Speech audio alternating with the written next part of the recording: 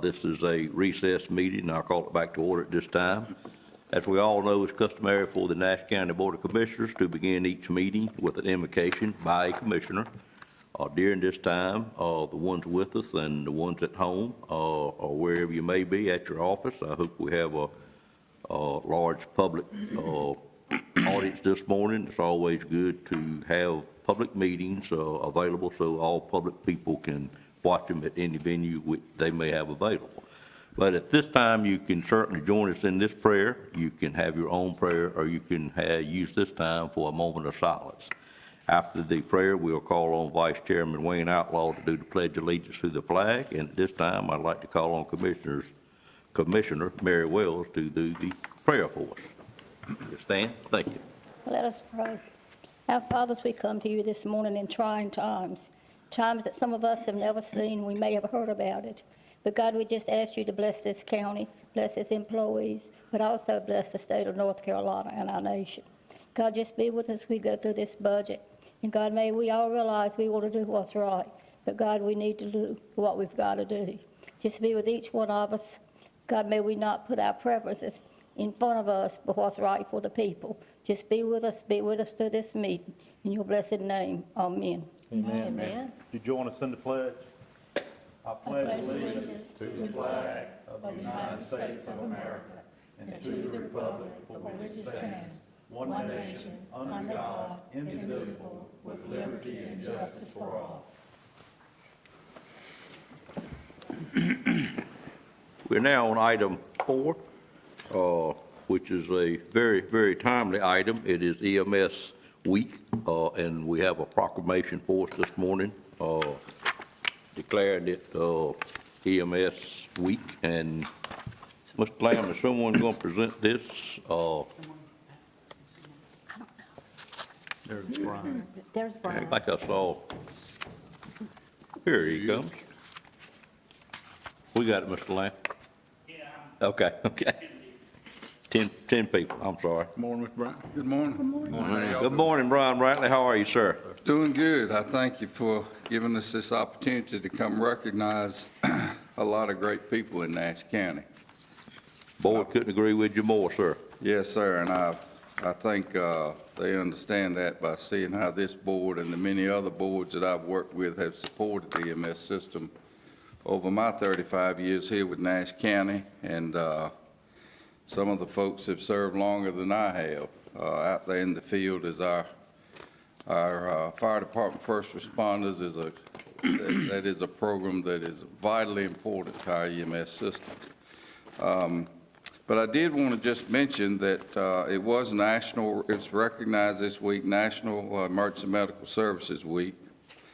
I thought it was unique that the theme for this year is ready today, preparing for tomorrow, and what has happened in the last couple of months, and how Nash County was able to respond, its EMS system, because I think we were ready, and I think we have been preparing for the future.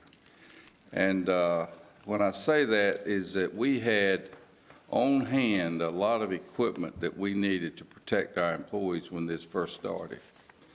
We had employees that worked hard to make sure policies and procedures were in place back with the virus in 2009 and 2011.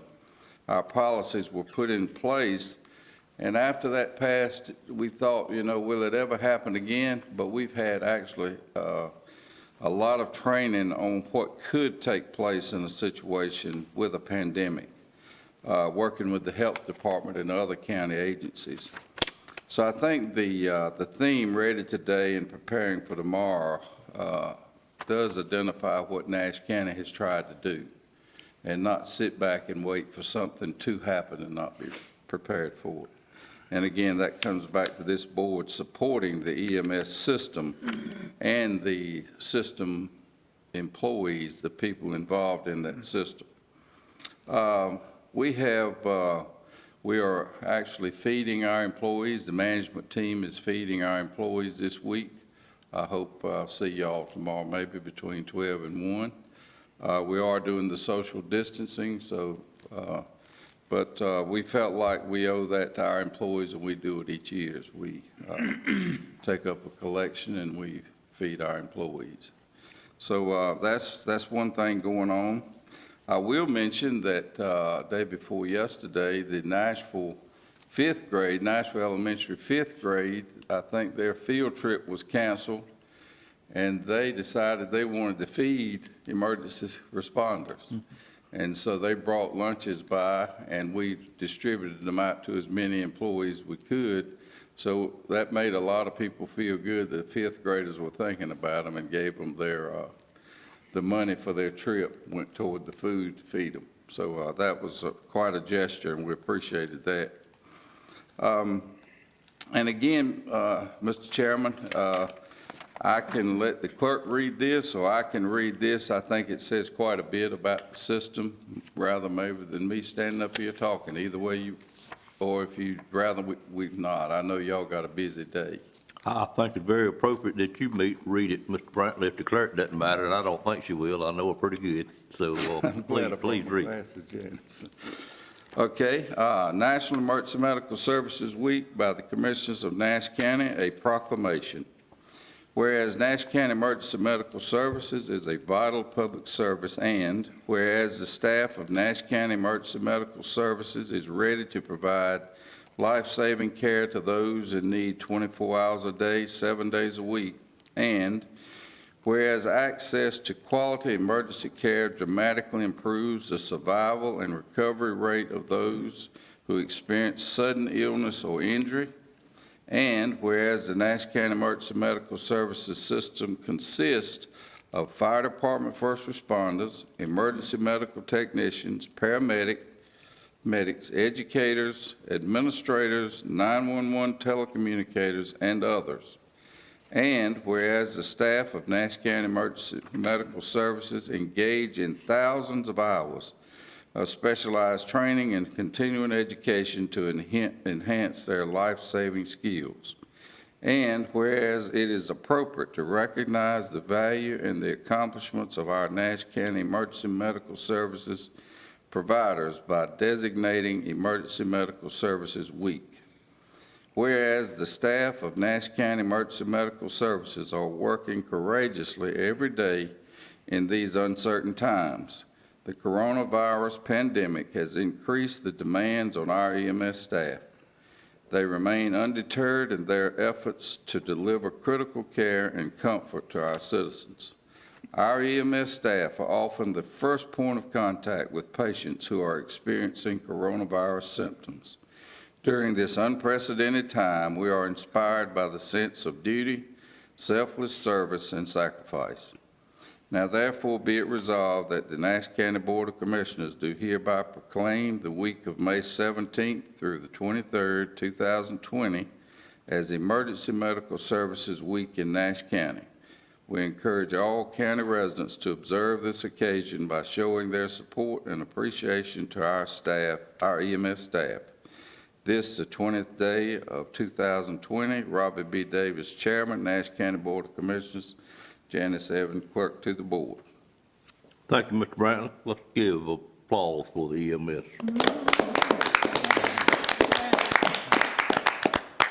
We appreciate you being here this morning, and certainly appreciate all you and your staff do for the citizens of Nash County. And where is this lunch tomorrow? Is it over at the hospital where it normally is? Okay. Yes, sir. And it's what time? 12 to 1. If you'll just swing by in front, you know we've always eaten in the big room, but we're just passing out plates, and we were fortunate the sheriff did get a chance to stop by yesterday. He came in just a minute or two and left, and that y'all certainly welcome to do that, because we've got a lot of square footage under that bay area that we can spread out some. Right. But we look forward to seeing y'all, and thank you again. I know y'all are.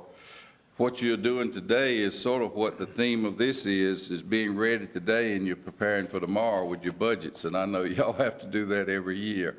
I expect you want us to pass another budget, don't you? Yeah, we want what? I expect you want us to pass another budget, don't you? Yes, sir, sure would, and don't forget us. And thank y'all again for your support. Thank you, Mr. Brown. Appreciate you being here this morning. Mr. Chairman, Yes. can we get a vote Yeah, to I was adopt a getting ready to proclamation? say. Yeah, that's what I'm getting ready to do here, ma'am. I'm Thank you. sorry, thank you. I'd entertain a motion at this time to adopt this proclamation that has just been read by Mr. Brantley for the EMS National Week. Mr. Chair, I move that we adopt this proclamation. Okay, Second. okay, I have a motion by Commissioner Belfield, a second by Commissioner Richardson. I'm sure there's no questions on that motion. All in favor, let it be known by saying aye. Aye. Any opposed by a like sign? Motion stands adopted, and I'll be proud to sign it and have it ready for you, Madam Clerk. Thank you. Mr. Lamb, are you coming back in at this time? I will say for those that are observing our meeting this morning online, that we have several things going on this morning. We have our county assembly day, which is for all the commissioners throughout the state. We normally take a trip to Raleigh, meet with our legislators. Because of the situation we currently work under, they are going to have it virtual today. We're going to be joining in a couple of 3 times during the morning, so you'll see us pause because we kind of wanted to hear what the Speaker of the House would say, what the Senate Pro Tem might say, and certainly the Governor will be speaking. I think it's pretty close to 11 or 12 o'clock, but short staff's got those times. And then, of course, we will also have a pause in our meeting to do our 11 o'clock update, as we do every day. Also, the manager will take care of that. So I'm pretty sure that Mr. Edwards has got all this lined up, and it's going to work very smoothly, and we can bounce back and forth and accomplish all these things. His staff does a great job with our videos and everything else that they're charged with, and I'm just so pleased at how it has worked during this time. I am now on item number 5, and I guess I will turn this over to Ms. Wood at this time. Or are you presenting this, Mr. Lamb, or how are we going to go through this, Ms. Wood? I was told yesterday when I asked about an agenda that it was the Donna Wood show, so I will turn it over to you at this time, ma'am. Good morning. And we appreciate all you and your staff do, and I'm sure this is going to go pretty smoothly this morning. I hope so. The first item that we have related to the budget is we're going to do a follow-up on some fee schedule changes that are proposed for fiscal year 2021. And the first item we have is with animal control. There were some questions, there were some follow-up questions from the May 5th meeting, and so we have Trey right here to discuss those changes and requested, or recommended, or proposed changes with the commissioners. Before we go into that, I'm going to ask the commissioners if they are willing to look at this. We have 2 proposed fee changes this year, and one of them, of course, has to do with adoption of animals and a few things over at the animal shelter. The total amount of revenue amounts to about $3,700 annually, and I would just like to ask the commissioners if they'd be willing to let's look at this in a later year. I just think it might be pretty poor timing to look at fee schedule increases. It's only $3,700. We are very fortunate that we have been able to keep the people that are so passionate about their animals pretty happy in Nash County. They are not completely happy, I know that, but many counties suffer. I shouldn't say suffer, that's a very poor word, but many counties have people showing up at a lot of commissioners' meetings with issues along this line. We have been fortunate that the people work with us. We have tried hard to meet them in the middle as it relates to everything about animals in Nash County. So is anyone be objected to let's just table this and not put it in the budget this year and look at it at a later date maybe? Any comments from commissioners on that? I would agree. You would agree? Fine with me. Okay. I have no objection, Mr. Chairman. Mr. Belfield, you okay with that? I'm just sitting here thinking. It's $3,700 total. annually projected. Well, what we talking about, $3,000, you say? 3,700 annually. 37, Yes, sir. added, Yes, sir. okay. And what What's it the does, recommendation from staff? the recommendation from the staff, it was in the budget for us to look at adopting these new fees. The health department has proposed it, so their staff right now is proposing it, but I don't think they would object to not doing it. They were just trying to, I believe there's new rabies authorization. We're going to start doing rabies or, My understanding is that we have the ability now to do rabies for the shots for the animals inside the shelter. And they were just looking at attaching that rabies fee to both the rescue and to the adopted animals. but it's something we can absorb, I mean, for the short term, no problem. Anyone else comment? Well, what impact? I got no problem with it. Mr. Belfield? I was saying, if they don't get it, what, will it have any impact on what they plan to do in fiscal year? I spoke with the health director, and he indicated he can put it off. It's not a priority for this year, especially what we're facing right now with the unknown, and he would be in agreement if that's the recommendation of the commissioners. Well, if everyone's okay, Mr. Belfield, you're all right? Yeah, well, if you think that, what they plan to do in fiscal year to improve things, it won't have that much of an impact, then you just leave it out. Okay, thank you, Mr. Belfield. I think we'll just leave that as it is. Mr. Boone, the second item was some fees in public utilities. I also asked Mr. Boone to go through these and give me an estimate of what the total revenue would be there. And it's mainly cutoff fees is where the large increase in revenue would be. It's a total of about, all the items on there, he projected in a normal year would be about $18,000. The majority of that, or about 75% of it, would be in cutoff fee increases. Looking again, and I may just be too sensitive this morning to be working on the budget, but looking again, I would ask the board also consider delaying this one for a year, simply because where we are, where our people are, so many people unemployed, it's going to affect those that are in the most need, I think, in cutoff fees. Normally the ones that have those are the ones that struggle, try to decide whether to pay the utility bill, whether to buy the food or pay the hospital bill. And I just think the county could absorb this for another year. And I hadn't even asked Mr. Lamb about this one, but I just feel very sincere that it would be a bad time for us to increase cutoff fees and things of that nature. I'd like to get other comments from commissioners on this item as well. I don't really think now is the time to be increasing fees on anyone. Other comments from commissioners? And Yeah, are we operating right now above board? We are. We are, okay. Mr. Lamb, Well, please. I would just say that we're And I current. apologize to you for not addressing this with you beforehand. I think I thought of this about 3 o'clock in the morning. I Okay. figured you didn't want to hear from me then.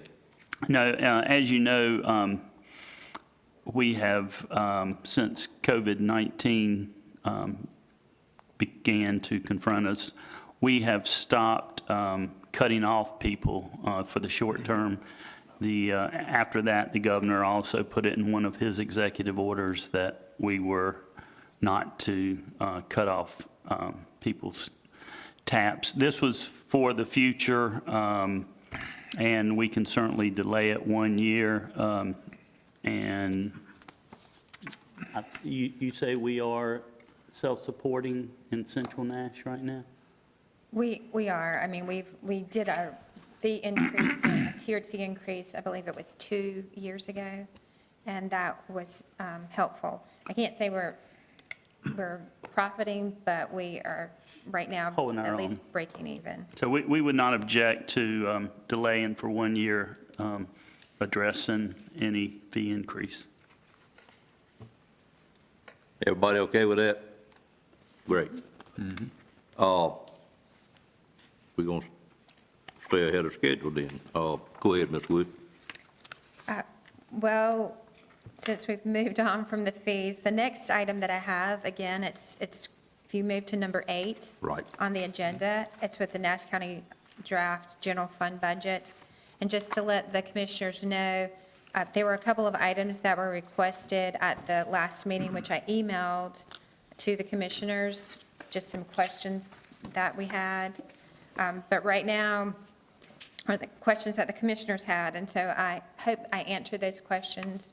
One related to the Nash Fire District and some other fire district valuation information as far as, I guess, questions on their rate, their increase, and the value of the fire districts. And so I sent that out in the email. There was a question on the funding formula with Braswell Library, and I provided that as well. And then the number of students within Edgecombe and Nash within the Nash County School System. And so I provided that information.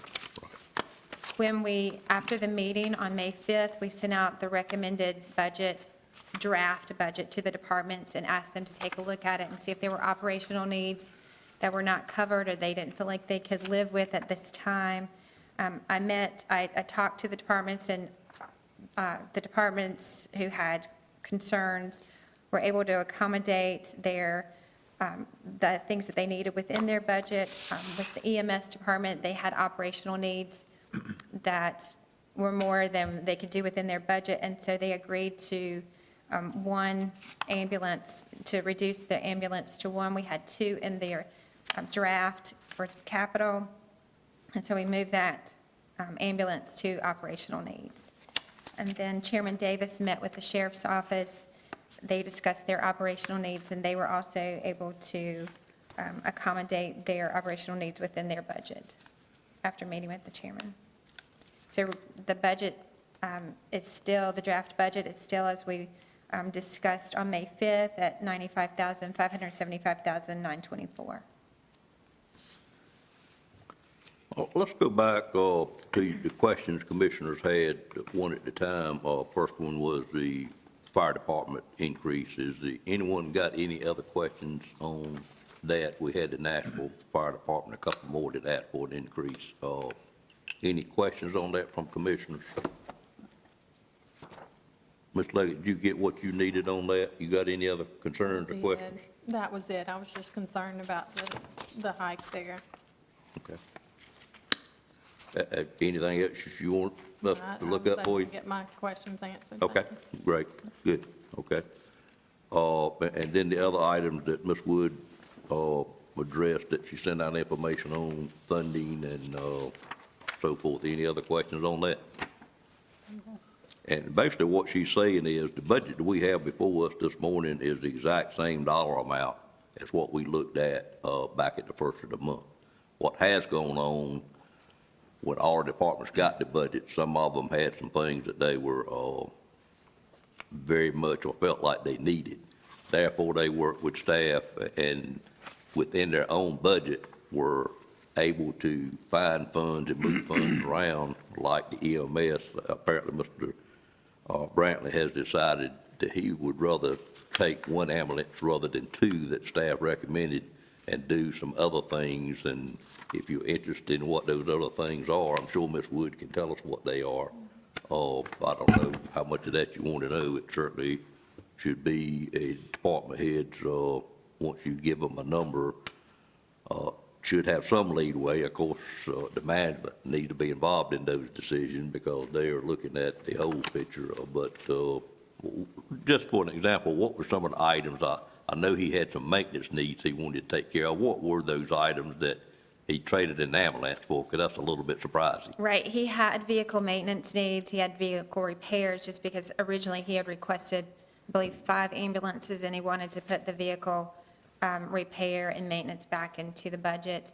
He had some part-time salaries that had been cut quite significantly, and he really felt like in order to operate, he needed those part-time numbers back in there, and so that was really the majority.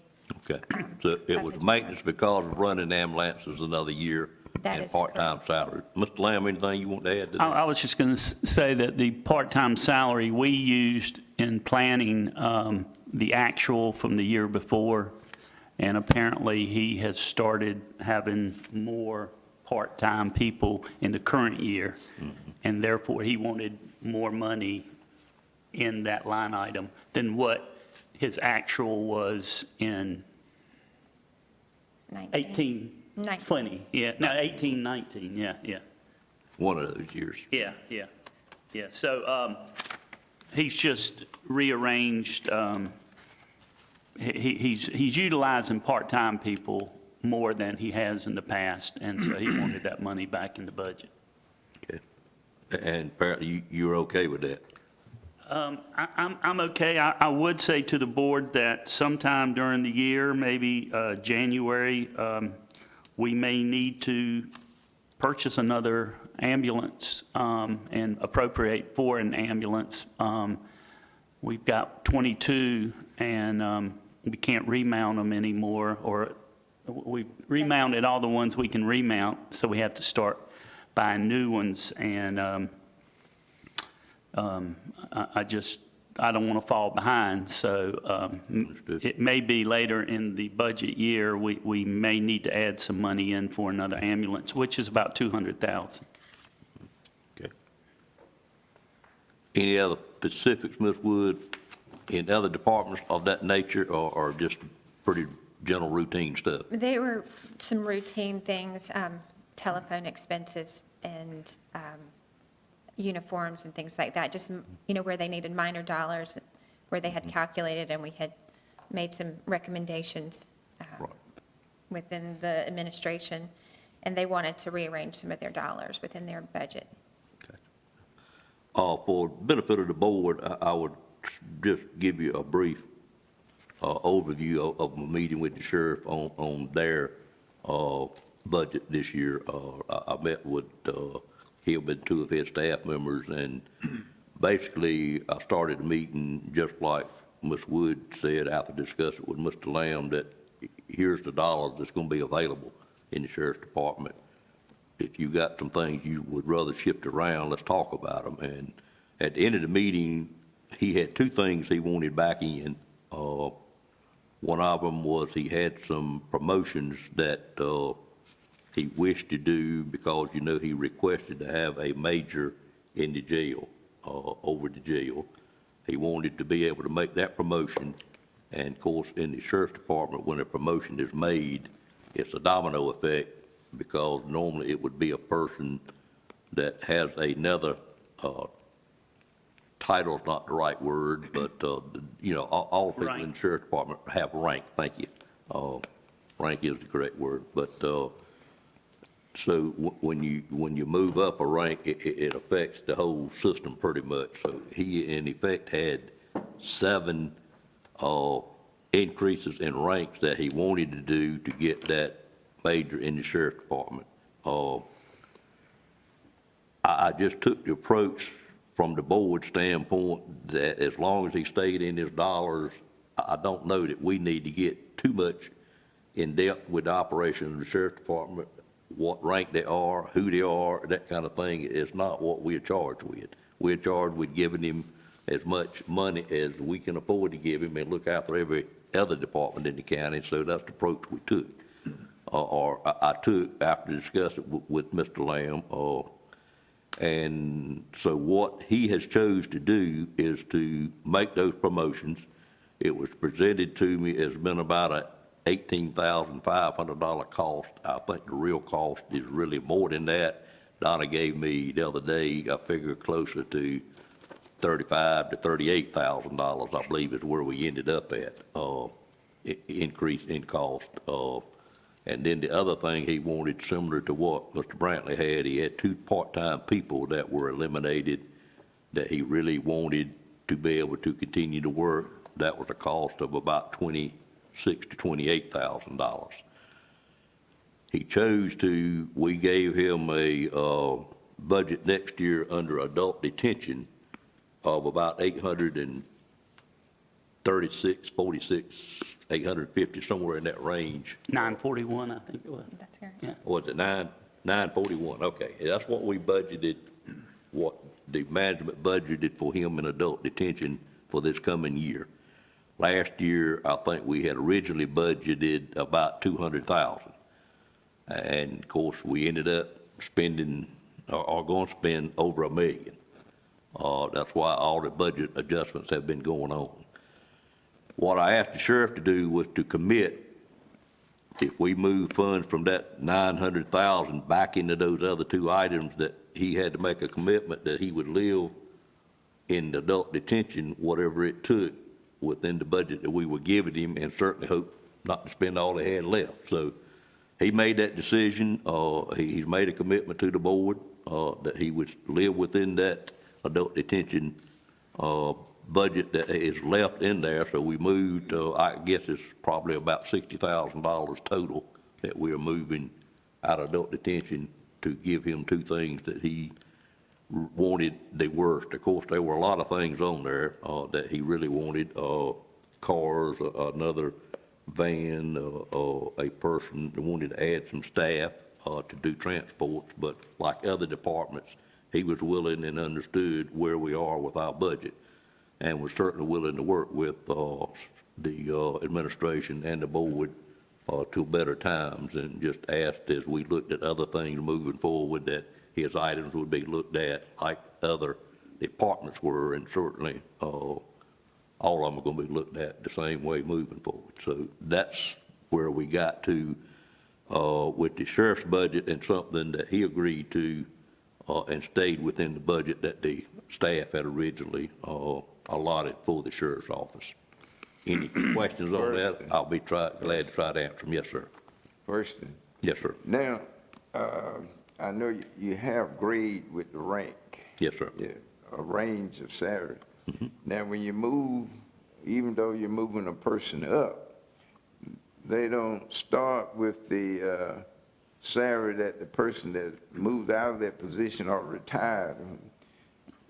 Seem like I they can- need to gain. Our policy dictates what happens there, and rather than me get it wrong, I'll ask Mr. Lamb to explain that. If you are promoted one grade, it's 5% over your current salary, so long as it's over the minimum. If you are promoted 2 grades or more, it's 8%, 5 plus 3. And I have some discretion to modify that up to 10% further. But all these promotions, I believe, are based on the 5% and 8% increase. That's correct. Seem like to me, though, it wouldn't increase the amount of money Well, through the promotions. well, everybody will be getting, Shouldn't increase what you already have in your budget. each of those people will get a 5 to 8% increase, plus you're creating a new major position. We now have 2 majors, so we're going to have a 3rd major over the detention center. I don't believe that's replacing the administrator. It is not. It is not.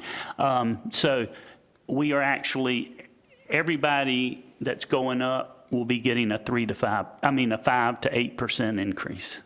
But that's what all county employees would get, what, the 5? No, that's based on their promotion of grade from, say, 59 to 61 grade, they would get a 8% increase. So we're not adding any new positions, I don't believe. We are not. Yeah, you got to be, you said, a 3rd major. You're But not we're adding, we're elevating multiple people to a higher grade and a higher rank, and therefore they will get an increase in pay. Yeah. Well, I can see that, but I don't see it going to the point of the people that left those positions, because they left with a lot of experience. And this person has to gain, to me. They don't. They don't. When we replace somebody, we've got a policy that states how you set their salary. It should be steps. Well, we don't have steps, but we do have a range for each grade. Yeah, well, I understand Yeah. that, but you move, say I'm a lieutenant and I move to a captain, I shouldn't be starting with the same salary that the person that left that position, maybe through retirement or moved on or got a promotion or whatever. It really depends. If that person that's getting promoted has actually more experience than the person that left, it's possible they might get more with the 8% increase. But generally speaking, you're right. When you promote somebody, replacing somebody that's retired or left, usually that person starts off throughout county government making less than the person who was prior in that position. Yeah, that's what I'm talking about. Okay. That answer your question, Mr. Belfield? Yeah, we had a pretty good discussion on it. Okay, okay, Okay. good. Other questions from commissioners? The dollars that you're speaking of, that's to house inmates at other locations. That is to house, that is adult detention. It would be a combination of both. Yeah, two things have changed. The original budget request from the sheriff's office was like $3.4 million for adult detention. Two things have changed. Y'all made the commitment to do an expansion of our current facility. Plus, with COVID-19, the court system has really tried to reduce the number of inmates because of the threat in penal institutions of COVID-19. And so our numbers have actually come down probably in half, almost. Well, more, total jail population is probably less than that. Right. And so we anticipate, except for safekeepers, because we're working on the juvenile and east-west right now. We have capacity for 172. We're getting ready to make these improvements that will add 51 beds. We anticipate that 800 and some that will be left in adult detention will not be necessary. And so we won't spend that kind of money next year like we've spent it this year. But is that what it's for? That's what the adult detention increase, which was 941 until we made these adjustments, is intended for those inmates that have been farmed out to other counties and for safekeepers in Central Prison. Central Prison allows 200 positions, 200 beds to be used by counties, and counties generally send the worst or the ones with serious medical needs to Central Prison. And so we are utilizing that. I think we have 16. I think part of that is because we were closed down and we maybe relied on that. But then we have about 17 in other facilities still. Total 29, I think. Okay. A total of 29 in both safekeeping, Central Prison, and other facilities. So if you spread that across 12 months, it's an average, if you did spend it, of how many inmates per month? Yeah, actually, the formula Donna used anticipated more than we have right now. We were looking at around 35 inmates in adult detention per Okay, month. because we all look at the information daily, so in my head, then I'm walking away with an average of 35 inmates per month. That's That's what we're right. looking at. So if Right. we get above that, then it's more spending. If we are below that, then there's less spending. Well, the number now would be probably near 32, 33 by moving. With if we agree. safekeeping. No, with us agreeing to move, if we agree to move the money, that 35 are going to drop down a little bit. And we Is recommend, safekeeping included in that? It is. Okay. Yes. We recommend that you do what the sheriff and the chairman have agreed to.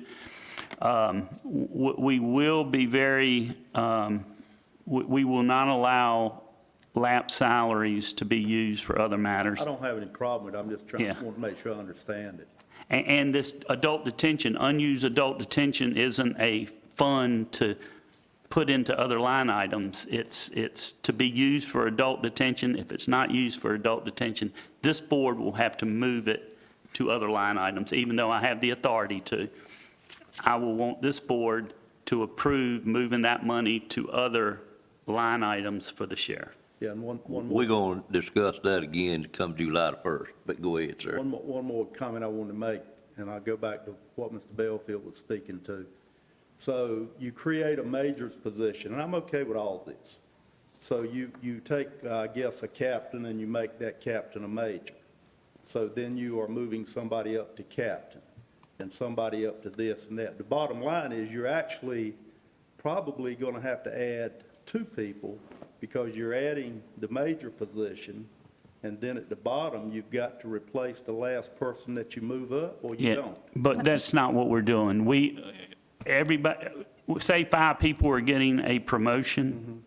We are not, the sergeant that's being promoted, say to lieutenant, I don't know the command staff ranks, but we're not going to replace that person. Okay. Nobody's being, The bottom one on the pole is not being replaced. It's just- additional positions are not being created. Okay. That's correct. You got one, at the end of the line, you got a deputy that's moving up one notch. That deputy will not be replaced. So apparently, there's just a redistribution of responsibilities, additional responsibilities. If you don't have a major in the jail now. We do not. And you're creating a major, then that major is now a captain probably, and has got current responsibilities. So that captain becoming a major is maintaining those current responsibilities plus the jail, or is the jail his only responsibility? That's totally up to the Or her sheriff. responsibility, I don't know. That's totally up to the sheriff, how he reallocates those responsibilities. In this case, Mr. Outlaw, that person is maintaining the majority of his current responsibilities as well as taking on responsibilities of the jail. responsibilities. That's correct. Yeah, he was, I would think so if you're getting a rank increase. correct. Yeah. Yes, he would still be over what he was primarily over, which was the interdiction team also. And you say the number is actually about 32, 33. 38, I believe, Donna, didn't you tell me It would- yesterday? Oh, the cost for the salary Yes. changes? It was, Well, I'm talking about, I'm back now to the dollars that is made available for inmate relocation. So that's 32 or 33. Oh, yes. it is. Yes, There sir. is an unknown in there because when our inmates move to another facility, we do have medical costs associated at that facility. There is an unknown piece in there, and we tried to consider, and we considered that as part of the budget as well. When we were coming up, when we calculated the 35, the average of 35 per month, we also took into consideration around $10,000 a month for medical services. What does safekeeping normally average in population? We were averaging somewhere around 7 or 8 annually. 15 or so. Now we're around 15. And some of that is, a lot of it is medical related, because if they got severe medical problems, it's just better to have them at Central Prison where you got medical staff to handle them. Yeah, and I just, I understand that. But I guess what I'm saying is, and I'm good with it, but I hope you're not sitting there thinking that the population in the jail is going to stay at the level it's at now, because I don't believe that. I think the population, once all this is said and done, is going to, and I've heard the sheriff make the same statement, that it's his opinion that the population will probably go back up. First of all, I have a lot of confidence in Alan Wilson. I'm glad, I think we all do. Are you saying he's the new major? He's the new major. Well, I have a lot of confidence in him, too. Yeah. I think he will, It is proposed that he will be the new major. That hasn't taken place yet and won't take place till July the 1st, but That Yeah. is what's proposed. Yeah, and I'm confident that he will have his eyes on the road, and he will do what he can to manage that facility. No doubt, I have great confidence in that individual. Yeah. But I still think the population is going back I up. believe it's going to go up. I don't think we're going to see, there's a movement, as the chairman has talked about, some have accused North Carolina as being a state that uses bonds for punitive purposes, and too many people are in our jails.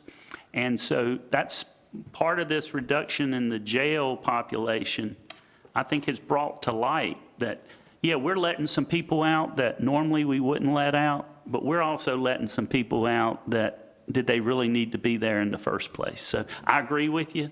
The jail population is going to increase from the 107 or 10 that we have right now. Look at it next year and we'll see. Right, but it's not going to be 300, I don't believe, anytime soon, like it was 2 or 3, 4, 5 years ago. Well, I hope not, because it had got significantly below 300 for a good period of time. It probably averaged around 230 or so. The thought in our discussions in going through this budget by the sheriff's office was it was going to settle in somewhere just south of 200. So hopefully that is true. And to be sure, we've learned something during this process of what we can do. And some of those techniques will be used moving forward to try to hold the population down. And they've also increased their, as a result of reducing the jail population, they have increased their impact numbers from 9 or 10 to maybe 15 now. They have electronic house arrests. Right. So that's increased also. That's your impact number you see Oh, on we your got the DAR. speaker on here.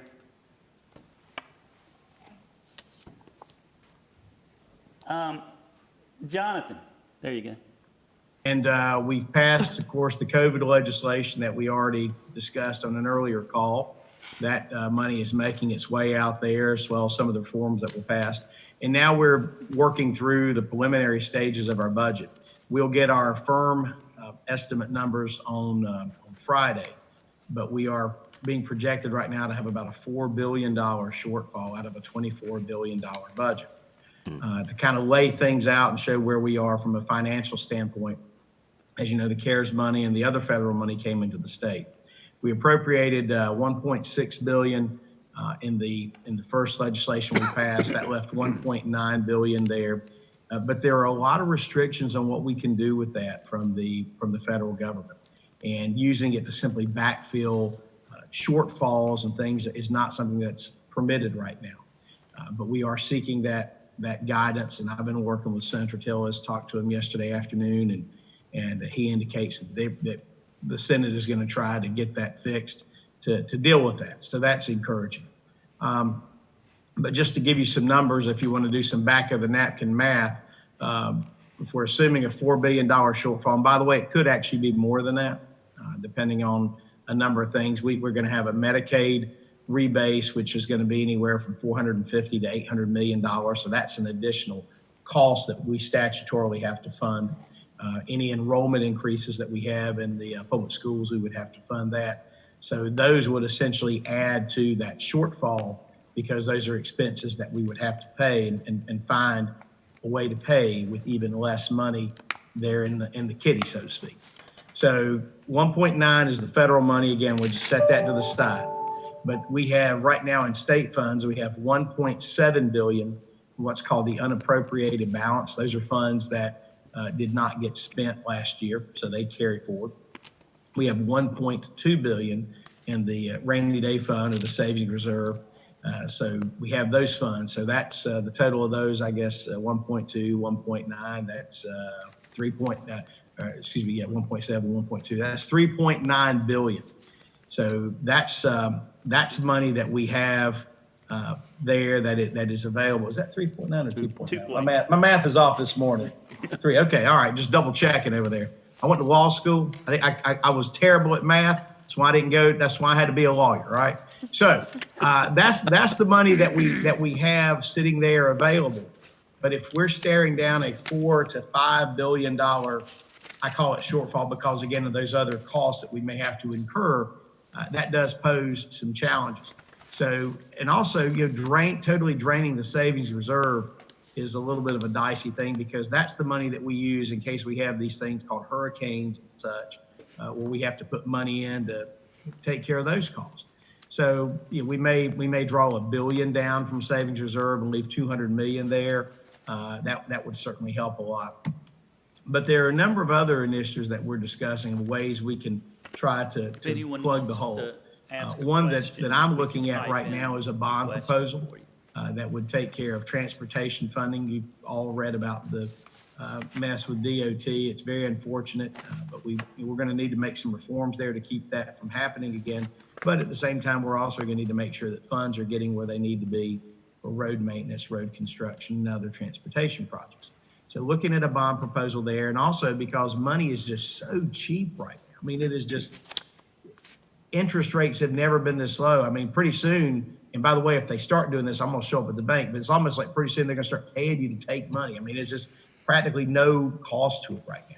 So in this environment, I think we would be foolish not to look at using the state's strong bond capacity and take on some debt to deal with this shortfall, because we are going to need all those dollars that are coming in to our continuing operations. So we do have, those are the challenges before us. That is the budget situation that we are currently in. Several unknowns right now. One, of course, is getting that additional flexibility on that 1.9, which would put that on the table and allow us to use that. Additionally, there's talk of other additional or federal assistance coming to the states. That would all certainly be welcome. The balance that they're trying to strike in Congress, though, is how do you take care of states who did everything right, played by the rules, budgeted responsibly. We're not building in structural deficits. We're doing everything that we need to do as states, that you as counties have to do. But just got hit hard by COVID-19, which was something no one was foreseeing, and weigh that against states that simply were irresponsible in their budgeting, that did have structural deficits, that had just kicked the can down the road and weren't dealing with pensions not being funded. I mean, New York and Illinois are two that come to mind, states that are just, before the coronavirus showed up, were just completely being mismanaged in terms of their finances.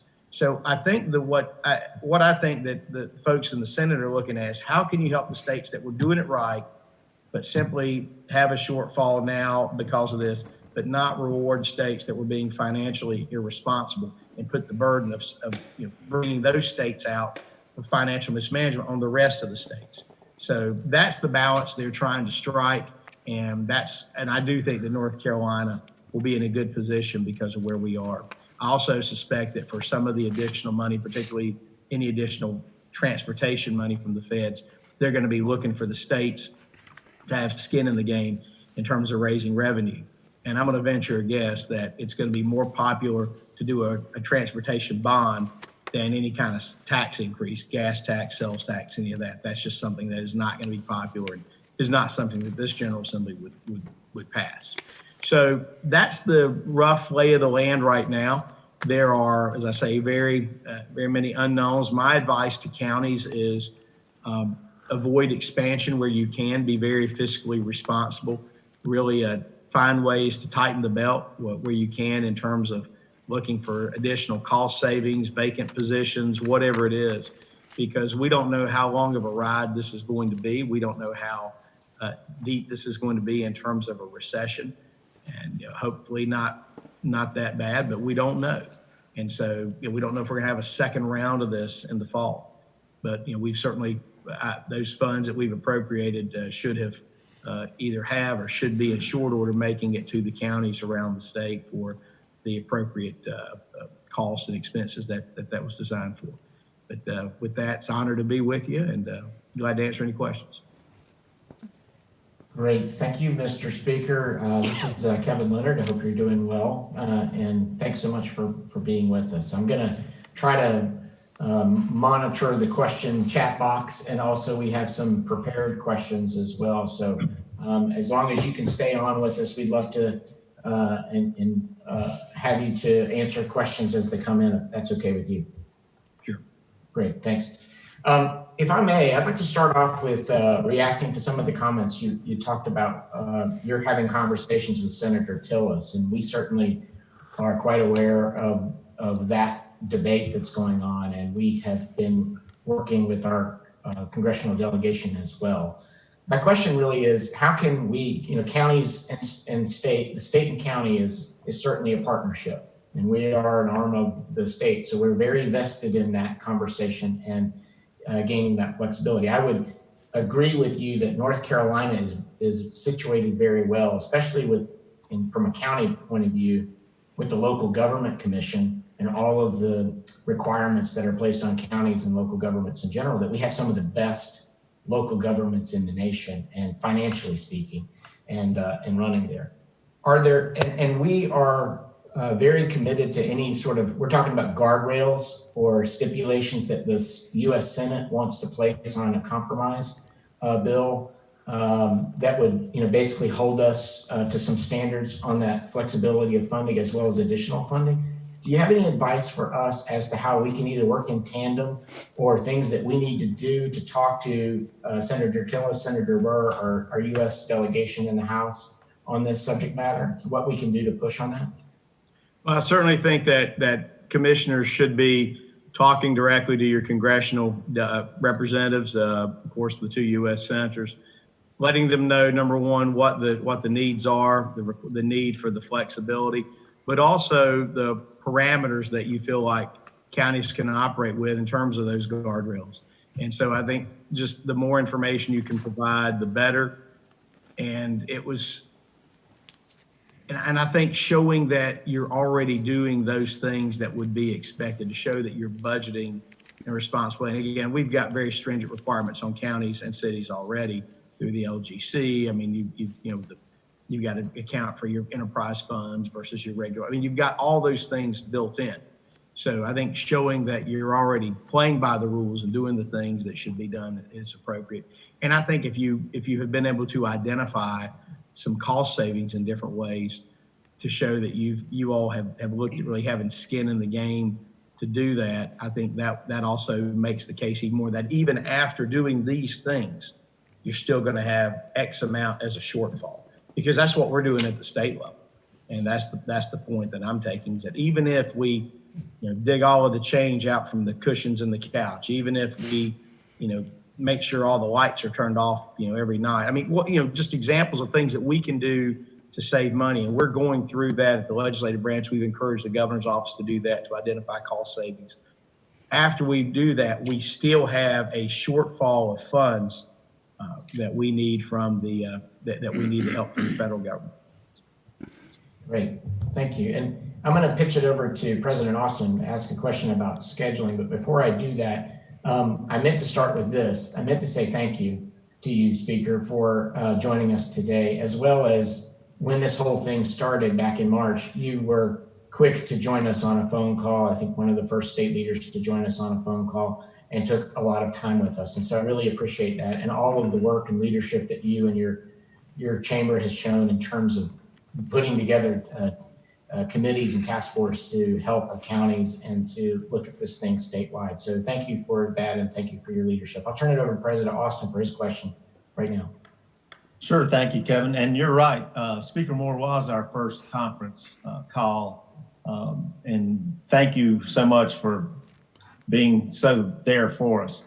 I also want to thank you. I just, right now, I couldn't be more proud to be a North Carolinian, because of the way that our House and our Senate and our governor have worked together through this crisis, and brought the Senate Bill 704, House Bill 1043, and then the other pieces of legislation that you guys worked on a few weeks ago. It was very refreshing the way you guys all work together to actually bring the things that North Carolina needs forward. my question really is about, there's a lot of speculation of when this thing is going to go away. And there's even models, that show it resurging in the fall and possibly through the winter again. Will the legislature be open to coming back as often as necessary to deal with whatever might be on the horizon? Well, we'll certainly look at anything that we need to deal with. We are hopeful that we will have as much guidance as possible prior to adjourning in July. We do plan to adjourn the session in July, and so we actually have undertaken working on the budget already. But we're having to do that with certain assumptions and also with certain unknowns that are there. But my position certainly is that if we need to come back and deal with some things, certainly this General Assembly is prepared to do that. One of the things early on, before we were even in session, the House, we went ahead and started the COVID task force committees.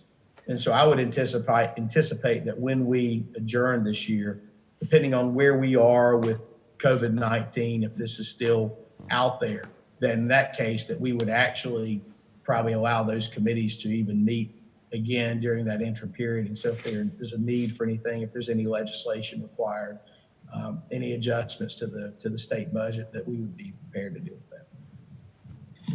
Well, one of the big questions I think a lot of us will have and a lot of our citizens will have is regarding, schools. A lot of speculation of what they'll look like when they reopen. And I really want to compliment the forethought that's already gone into that, the remote learning provisions. I think that's maybe something that's going to be very helpful in any year going forward. We're kind of happy about the school calendar, the start date that's been set. That works with one of our goals that we've had for a long time. So, but should the virus come back stronger, it's going to really change the school. And so I don't know what the thinking there might be as far as flexibility with schools. Look, we'll look at anything that's needed. This is uncharted territory for all of us. And we were weighing all of the various opinions and views out there when it came to the school calendar and the school start, and came up with a bill that I thought was a very good compromise position. And it is focused on, number one, allowing businesses to continue to operate that need to operate and allowing families the flexibility that they need, but also very importantly, allowing the opportunity for these kids that are going to need some remedial education. I mean, think of it. Online distance learning is great, but the way we had to implement it, or the way the schools had to implement it, basically, told, okay, we're going to stop in-person classes. We're going to wait a couple weeks, and then you're going to have to implement this trial run with something that's been very new, that was new to the teachers, new to the students. Is you just don't, in my opinion, and I've heard this from others, even with that and with the great efforts made, those kids are not learning everything they would have learned had they been in a classroom, and particularly for the 2 weeks that they weren't getting any instruction. So, and it's really more, I'd say the focus needs to be on that remedial side for those kids, kindergarten through 5th grade, that are learning those foundational matters that, you learn this year and you build on it the next year. These kids that are advancing a grade, they're going to need to get those foundations back so they can then be at grade level. So there's going to have to be some accommodation there. So that was really the biggest concern that we had. So, but we may need further adjustment. We just don't know. I certainly hope. Yeah, my son's in the 6th grade, and I've seen where it's useful to a point, but not a real substitute for classroom learning. But yeah, so thank you for the flexibility that you guys have provided and will continue to provide. I'm going to kick it back now to Kevin Leonard to take us through some more questions. Great. And Mr. Speaker, thanks so much for your time. I know how busy you are, so we'll continue, and you just let us know when you need to go to your next meeting. I will, if I could roll a couple of questions together, but first a comment. As it's not a gift, but as a thank you to our being on, we'll send you your very own I Heart Counties button in the mail. So we'll give you your very own one of these. Actually, I have one. I have one when you had the thought, so I have one. So. Why don't you? You got one already, right? I have. I dusted this one off. This is a vintage one from County Assembly Day of the past. So I'm glad that you still have yours and have it there in your office. So a couple of questions I'll roll together that have come in about broadband. And, you know, it's our -- legislative priority, specifically to grant counties the ability to build infrastructure and not operate it as a service. Our counties have always told us they don't have a desire to operate the broadband service, but they would like the ability to build infrastructure, then to work with the private sector to get it out into places and counties that just do not have it. There's a distinction here that our counties make, that there are counties out there that just have zero coverage of digital infrastructure or broadband connectivity. I think that's exemplified in this crisis that we're facing now. So I'll raise that issue to you about any movement that we might see on that. And then could that be a part of the infrastructure bond that you're talking about? And I've heard that there's conversation about that in Congress as well, or the administration is talking about including broadband as an infrastructure. So that's question number one. That's the big one. And then, not related at all, question number two is, I think our members would just really be interested to know how you're operating there in the building and the new way of operationalizing the meeting of the assembly. Our own members themselves are having to do what they do at their board meetings, social distancing, telecommuting, that sort of thing. But that's a whole new scale and level what you're doing there. So 2 questions, totally different ones. I'll throw that to you. You can take it how you wish.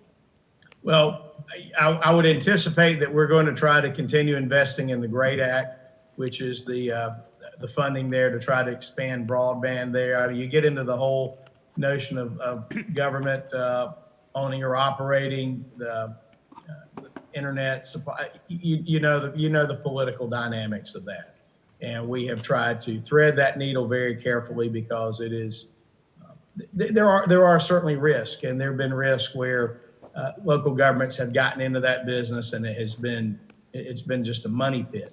And so there's a fine balance to strike there. I certainly believe in those areas that have limited access to internet. I mean, there's parts of my own county I represent that have limited access to the internet because the population density does not justify the providers coming and putting that in. Of course, we did have the legislation to work with the co-ops to allow for broadband to go in, and my understanding is where that has happened, that has been beneficial. So I think looking overall what we're doing, seeing what's working, seeing what isn't, and making any enhancement there, certainly something I'm willing to do. But that'll be a topic that probably will, while there may be some funding models in there, any greater moving the needle, if you will, on operational sides would be probably a longer term conversation.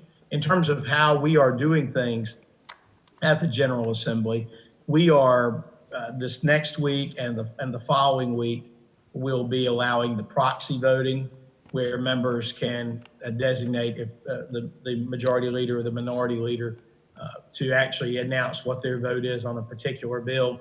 And so we will continue that for the next 2 weeks. But most members are actually back in the building, and most members are not really congregating. They're not. They're being mindful of things, and so many are wearing masks, many aren't. But we do have some very large committee rooms where members can meet and spread out. For the very large committees like the Appropriations Committee, when it meets, it'll be authorized to meet via an app like this, which we did through the WebEx feature here. So that'll probably continue. But when you come in the building, you have your temperature checked. They make sure you don't have a fever. There's tons of these hand things all over the place. Well, somebody moved mine. Yeah, here it is. This right here. There's these things everywhere. There's the automated things. In fact, anybody on the call from Wilkes County? Wait. show you something from Wilkes County. This is a gift to, apparently this was moonshine, but now it's hand sanitizer. So I don't know what kind of world we're in now when you go to Wilkes County, people are, speeding down the road trying to get hand sanitizer down the road. But anyway, we got that. Maybe it could serve as both. There you go. So we have,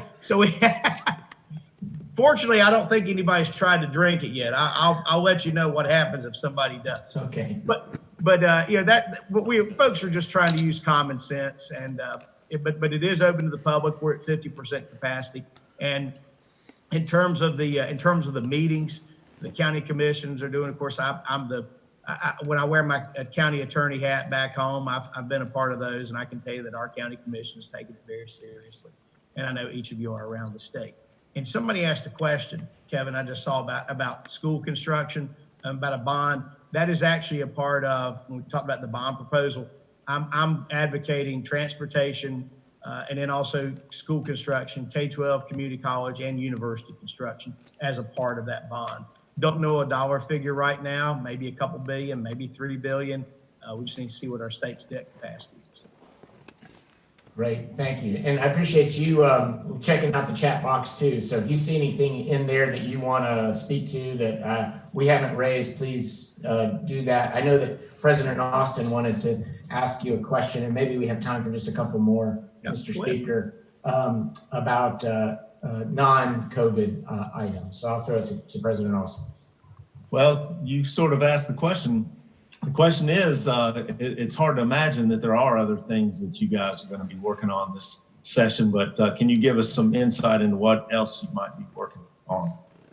Well, we passed some consumer protection legislation yesterday that very proud of it, passed unanimously, and is designed to deal with these. There are these companies. You'll see them on TV and stuff. They'll advertise to consumers and say, "Hey, hire us. We'll dispute your debts for you. We'll take care of them. And you pay this company $500,000." And we're seeing an uptick of that right now, given COVID-19.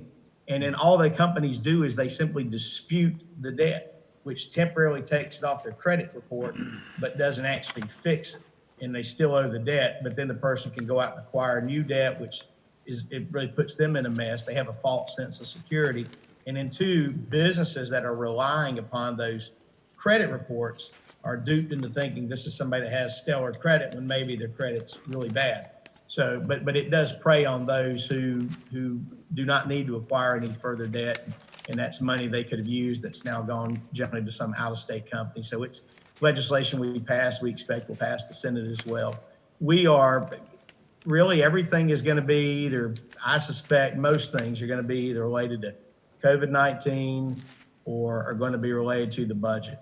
And it's hard to, it's fun being speaker, right? When you have budget surpluses and you can look at projects. All of you in county saw nice capital projects coming to your counties in the budget that we passed last year. I mean, it didn't get enacted, of course, because of the veto and all the dust up we had there. But there was money coming for these projects, courthouse grants, downtown revitalization things that you can look at as a legislator and say, hey, this is money that's being put back into these communities that we know is going to do a lot. And look, there's not money for any of that this time. Any of those grants that counties were looking at, cities, folks, I would say for this budget cycle, it's not coming. Because when we're staring down a $4 billion hole in the budget that we have to fill, we just have to, it just changes the whole thing. It's not nearly as much fun. I've been accused of having they got those yes buttons, of having a yes button and a no button that doesn't work. I think now the batteries are out of the yes button and we've actually had to plug the no button into the socket because we're wearing it out. But that's where we are, and I think those will be the issues that we deal with.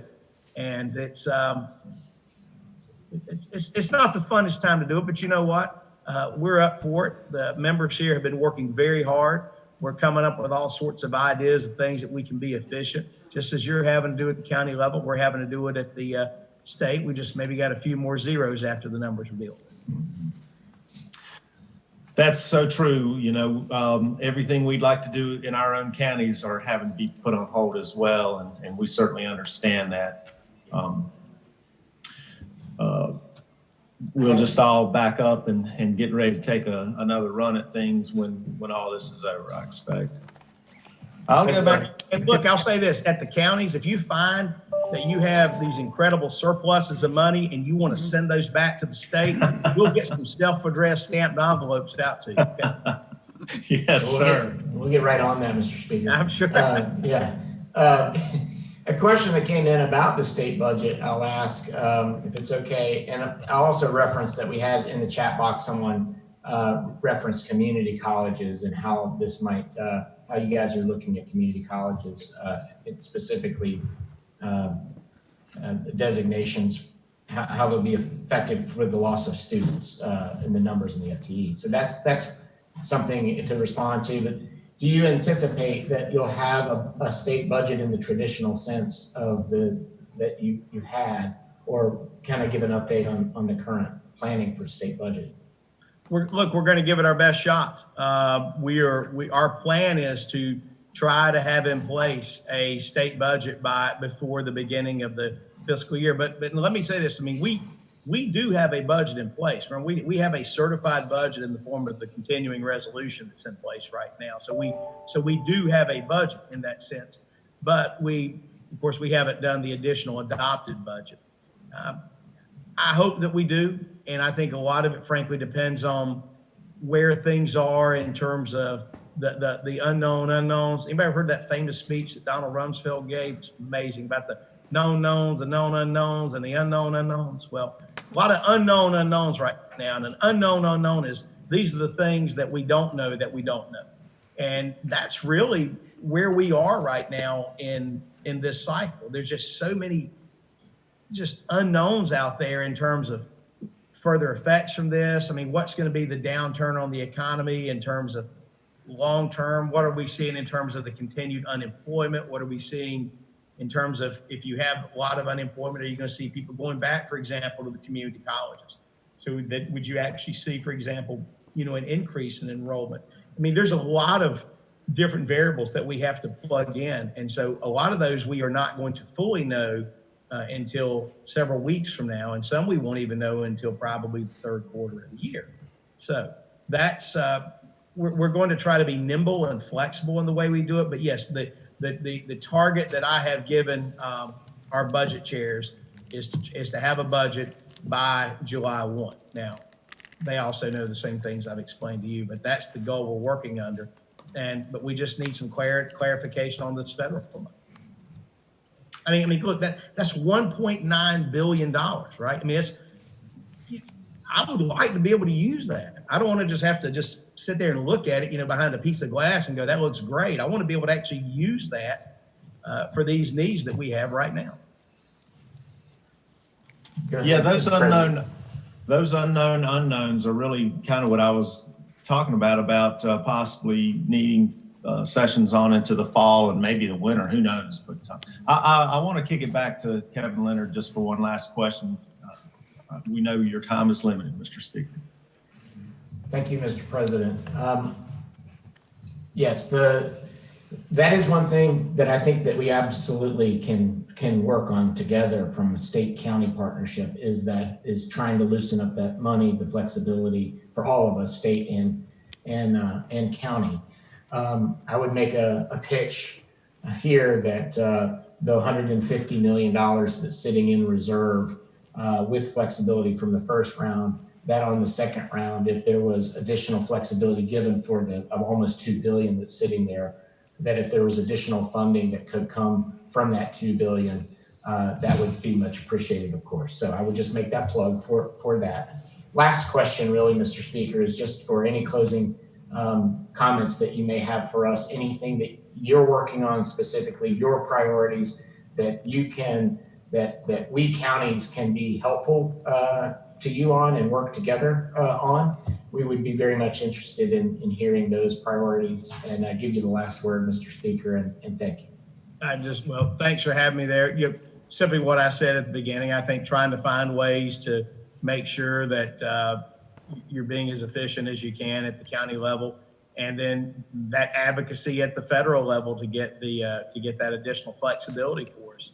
I think the more voices calling for that, the better. So But otherwise, just keep on keeping on. Thanks for what you guys are doing. Well, thank you again, Speaker Moore, and thanks to the entire House for all the good work you're doing for North Carolina. Have a great day, and thanks again. Thanks. You all too. Take care. Yes, sir. Thank you.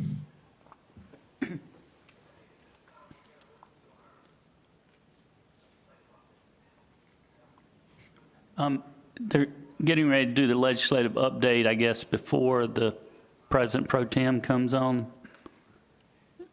Do you want to listen to that or just wait for the President Pro Tem and proceed?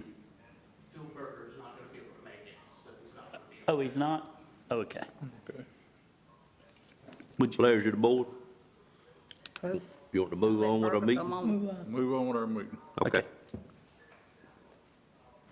Jonathan, we'll go ahead and get back to our meeting.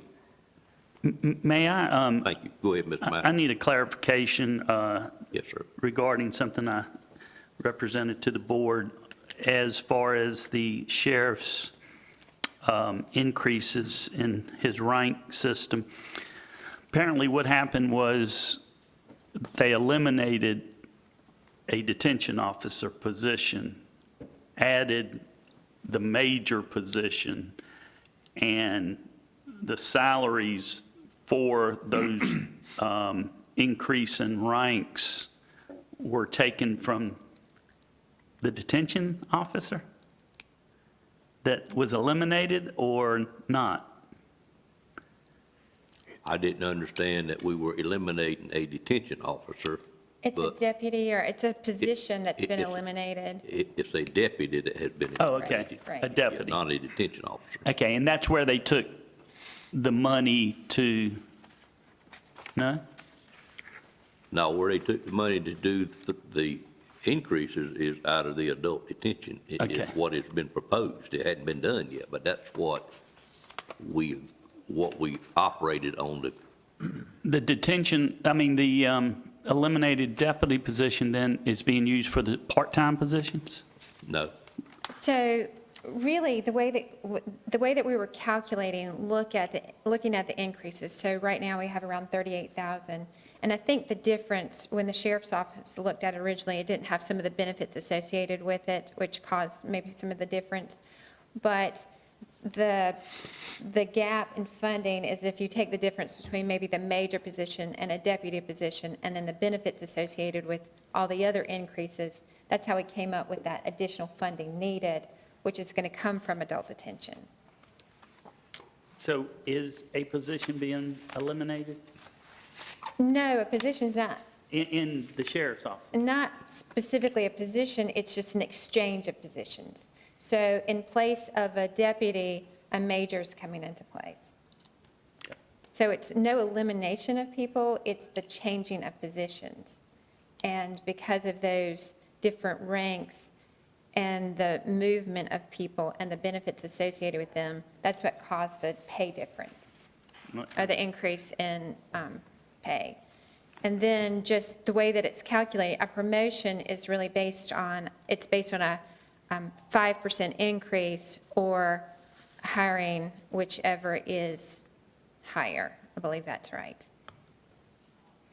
I mean, anyway, in our policy, the way that the promotions work, it's a 5% over your current position or the hiring rate, whichever is the highest. Do we know how the amounts that were sent to us for each of those rank increases, how that was calculated? We calculated them in finance based on our current policy. Okay. Yes, so, and that was the request that the chairman asked us to do, and that's why we came up with the difference. But, and I understand where they were looking at probably just salaries and those increases and not specifically tying those to what the benefits would work out to be. But you straightened it out. Right, we are, Well, we are going to have one more meeting with the new major that's not the major in over the jail who worked on that. I've been asked by Donna to schedule a meeting with him, so we'll make sure we get it right and understand. I think what makes it confusing is the fact that Captain Wilson, I think, will probably stay in the sheriff's department budget Possibly, I'm not sure, but, you know, he's gonna do a dual role. I don't think you're gonna see him move to the detention due to detention budget. I think it will probably stay in the sheriff's budget, but I'm not sure. That's the kind of details we got to get worked out.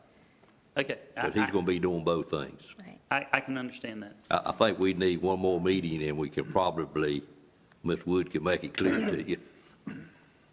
Right, we just wanted to clarify, we wanted to make sure we had a clear understanding what the sheriff needed, and then making sure we got the numbers right. Yeah, yeah. My key question was, since all the numbers came from them, I just wanted to get the finance department to verify the numbers before I brought it to the board.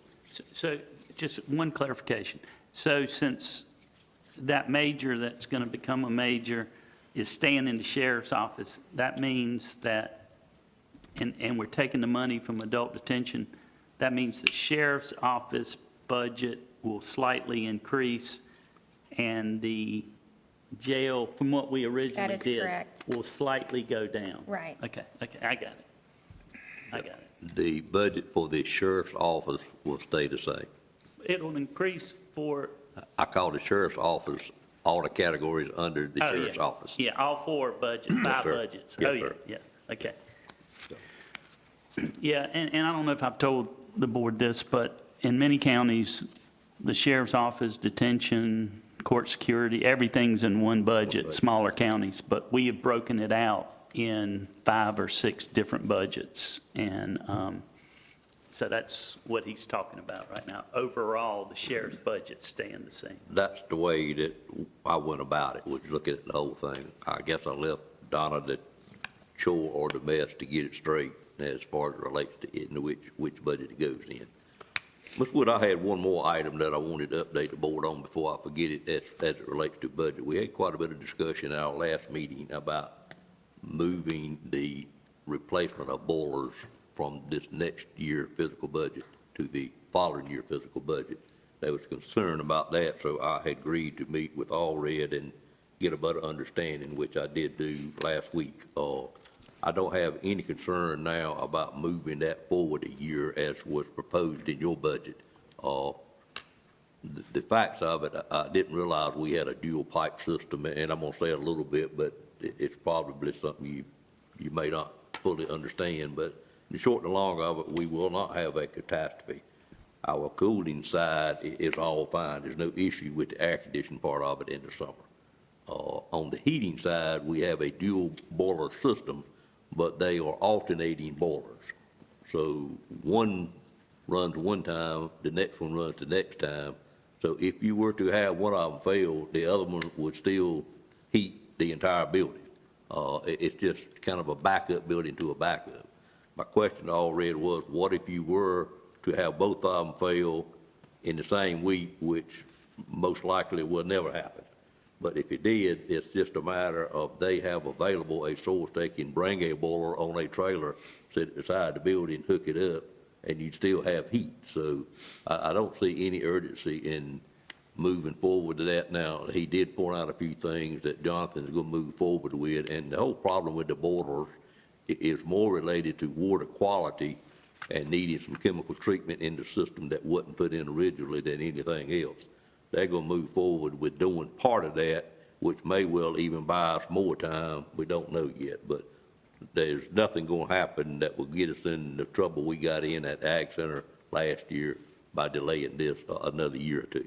So I just wanted you to know that that had been cleared up. Ms. Wood, with that said, I'm looking at my agenda. I'm trying to see where we might be, bouncing back and forth.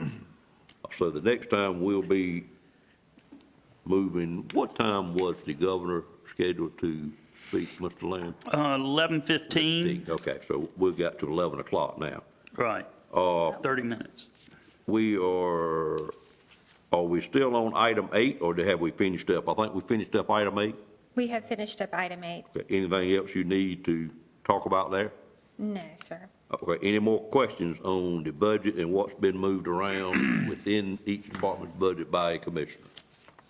In the capital phase of this, that's basically for debt service and maintenance. I'm sorry, what was the for question? school budget, What was the question? the capital portion of that, The, of the school budget. yeah, we've accounted for all the debt service currently on the books for debt service, and the capital that we're giving the school system is the same as last year, 1.394 million or something like that, almost $1.4 million for their ongoing maintenance and capital needs. Now, when we actually go to bid on the $10 million we'll need for the Northern Nash Elementary School, we will have to add debt service there, but I suspect it'll be in the next year's budget, unless we do it before January 1 and do a 6-month payment. If we do it in January and do 6-month payments, it won't be until 21, 22 before we have to account for that debt service. So all school debt service and capital funding is included. And included at the same rate as the current year we were in. Well, the debt service is a little down Right, that's because of fixed principal plus interest, but basically the same, yeah. Operating expenses and capital to them is at the same rate. At the same rate, and we did meet with Edgecombe County and the school superintendent and their finance officer on the Edgecombe County allocation.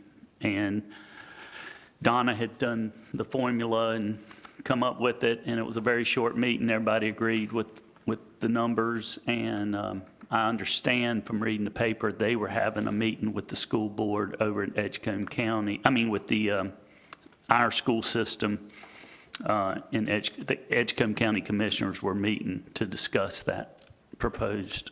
I think that meeting's today, maybe. Is it today? 10 o'clock today, yes. But it was a short meeting. Everybody was very happy with the numbers, and we had sent it to them before, so they had had a chance to examine them. Got it. Good, okay. All right, any other questions about where we are with that budget?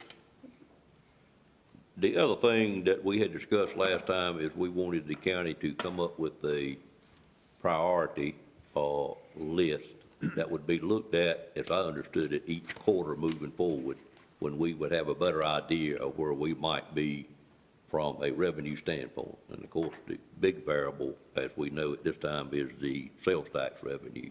Some other ones built in there as well, but the big item would be that. I think we got to look at it from a two-sided coin in that, number one, what I hope will be, things will get better as we get into maybe the end of the first quarter of the new fiscal year, and we'd be able to add potentially some items back to the budget. We wanted to do a priority list after a discussion of the commissioners of what we would look at first, second, third, or whatever the manager directs us to do. And then the other side of the coin would be the unfortunate occurrence if we were to get into our budget later on, say towards December, and we realize that we have potentially over-projected revenues and we needed to make some adjustments in the opposite direction and scale back the budget so we wouldn't have a huge budget deficit with the, as the speaker just spoke about, the unknown unknowns, I think is what he said, but we face the exact same problem the state does. We just don't know what we're dealing with. I'm not sure how Ms. Wood went about projecting revenue for this coming year's budget. I know she's always done an excellent job in the past.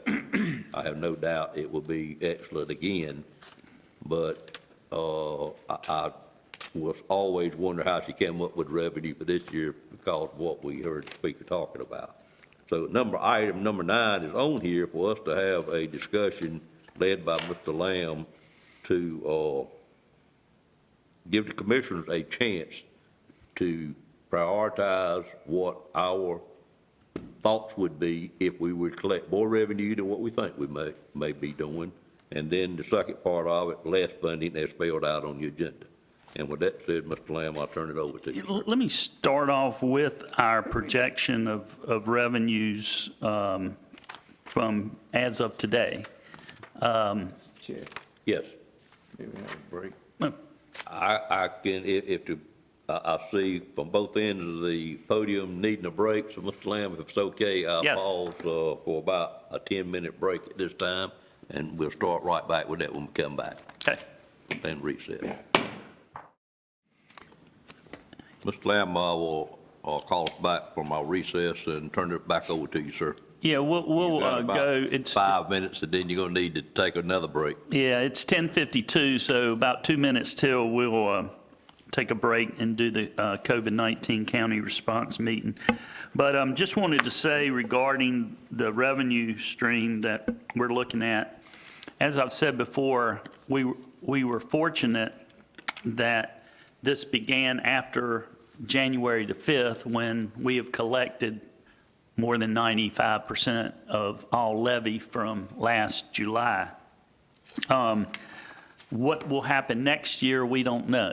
If this lingers on, if we have a resurgence, if unemployment doesn't get better, come next January the 5th, we may not have the collections that we have right now. But right now, ad valorem taxes, which is 54% of our total revenue stream, through April is on par with last year. I don't think we're going to collect the 98.85 because that last 1.5% that we're fighting for now is the hardest 1.5%. And a lot of those people are telling us that they are unemployed. Also, we've had a couple bankruptcies. Not the hospital, but that other hospital entity. They owe us over $10,000, and that's in bankruptcy, so we can't collect that. So there's some things that's particular to this year. Just a sec. But that's on the ad valorem side. So we're going into next year, we're okay on ad valorem. We just don't know next year's levy, what kind of response we'll get as of the due date, January the 5th, 2021. On the sales tax, normally we take the current year, we look at the 9 months that we've got data for. We divide it by 9 and multiply it by 12, and that's the figures we plug into the following year's budget. This year, what we did was we went back another year and took the actuals from the prior year rather than this year.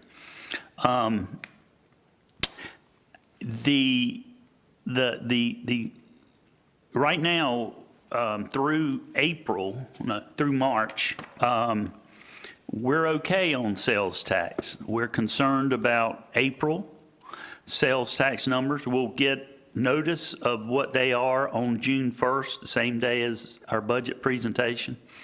But unlike more metropolitan areas with Crabtree, like take Wake with Crabtree and North Hills and all these restaurants and all that, I don't believe we're going to be as adversely affected, but we are going to be affected. And It's going to be down. it's going to be down. But I thought March might be down, and it was about the same. So, but you're right, it's going to be down. But I don't think we're going to be as adversely affected as other counties. What we've done with this budget is $95,575,924. That's $2,500 less than last year's original budget.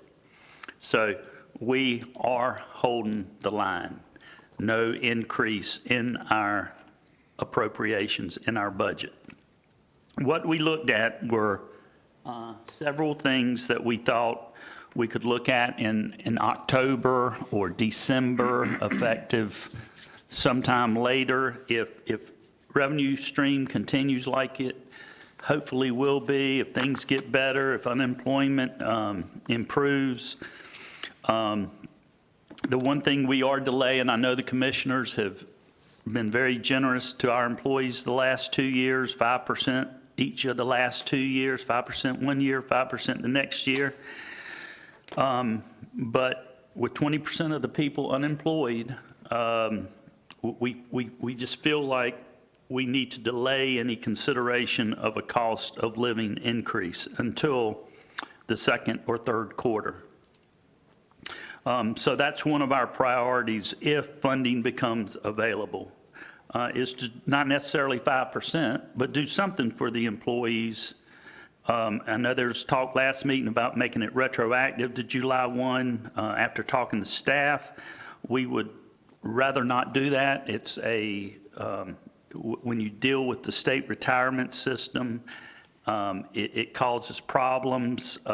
So whenever we do look at it, if funds are available, we would ask you to make it effective a date certain and not have retroactivity on that. Travel and training, we've cut a lot, and because people aren't traveling and training, they're doing their training by Zoom or Teams, and so we were able to cut those line items and use a lot of that money to pay for the increases in health insurance and our state retirement contribution as employers. We have no new positions in the budget. We had quite a few requests, but again, it's something we think we ought to wait until we have a better handle of the economic outlook. In October, November, December, sometime like that. And also, there are some capital items that we have not funded in IT and other things. Everything critical, I think we've got in there, but there are some capital items that we would want to look at the future time. I'm going to go ahead and get this done before I go over here. Less funding. If we have to cut, if we have a reduction in sales tax, if next January we find out our tax collection rate has really dropped because people aren't paying, we will look at capital, and as a last resort, we would look at a 1 day every 2 week furlough.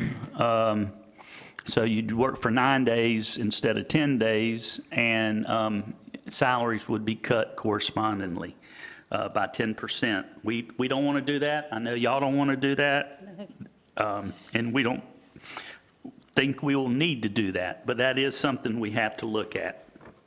And at this time, I'm going to have our daily conference, if I could. Yes, sir.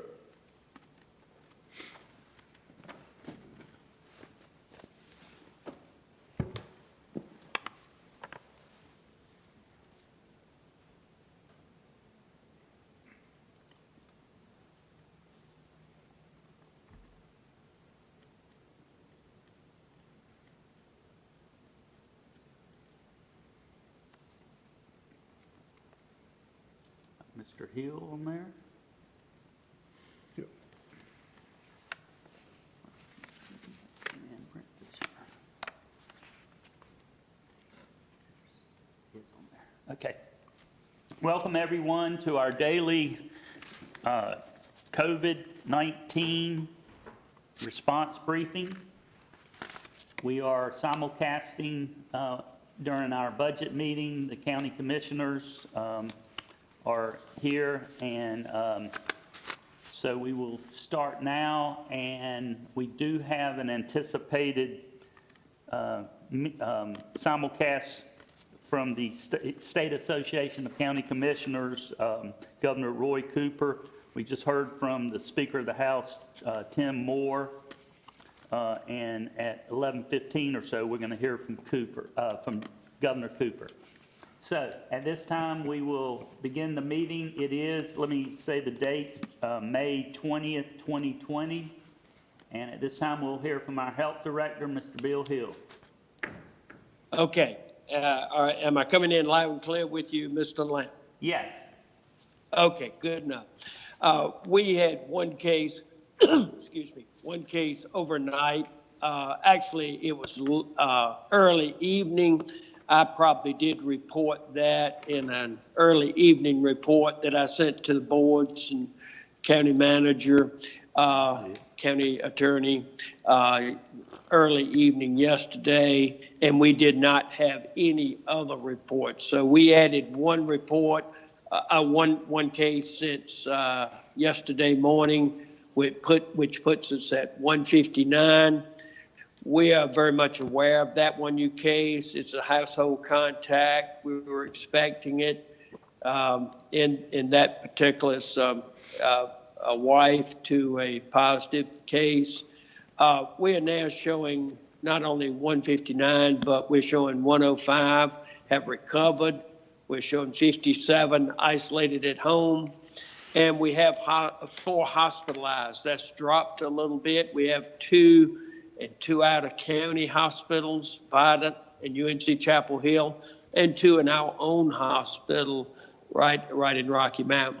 We're still showing 3 deaths, and fortunately that has not increased at all in the last 3 or so weeks. So that's my report. I know you've got some other activities coming on. I believe you said with the governor coming up a little bit, but we've had one new case, but not anything since early evening last night. Great. Any questions for Mr. Hill? At this time, we'll hear from Brent Fisher with Emergency Management. Good morning, everyone. Brent Fisher, Emergency Management. Calls for service for 911, 218 calls for the last 24 hours, and EMS, 52 calls for service. There will be a media briefing with Governor Cooper today at 5 p.m. And again, you can watch it at the link on the ncdps.gov website or on the UNC television station. We did get some guidance from DHHS on interim guidance for restaurants, and I can post that in the chat as we look at phase 2. But more information will be shared with the governor as we get closer to that. The last thing I wanted to report was we continue to, our department, the Emergency Services Department and the EMS Division continues to recognize our EMS employees and the great work that they do for us each and every day, with this being an EMS week, and we certainly appreciate the support from the manager's office and from the board, and we also thank you for approving the proclamation this morning. I believe that's all we've got to report today. Great. It is my understanding that a decision on phase 2 implementation will be announced today. Is that your understanding? I believe that, yes, sir, that there will be some type of announcement on that. I haven't gotten any other guidance or any other information on what that might look like right at the present time. Yeah, phase 1 expires on Friday, so he either has to extend phase 1 or start implementation of phase 2, and they did send out overnight that restaurant guidance, so it appears we are headed to phase 2. But that's just reading the tea leaves. Any questions for Brent Fisher?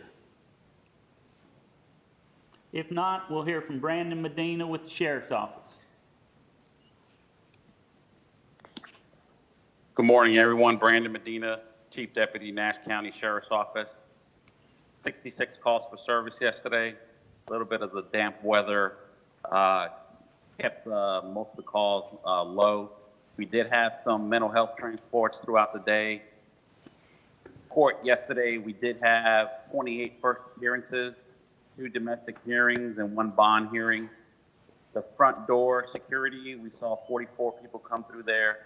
Front desk, we fielded 135 calls. Walk-ins, we had 30. Today's Wednesday, so we're doing the concealed carry, processing, and fingerprinting. And at this time, I have nothing further, and will entertain any questions. Any questions?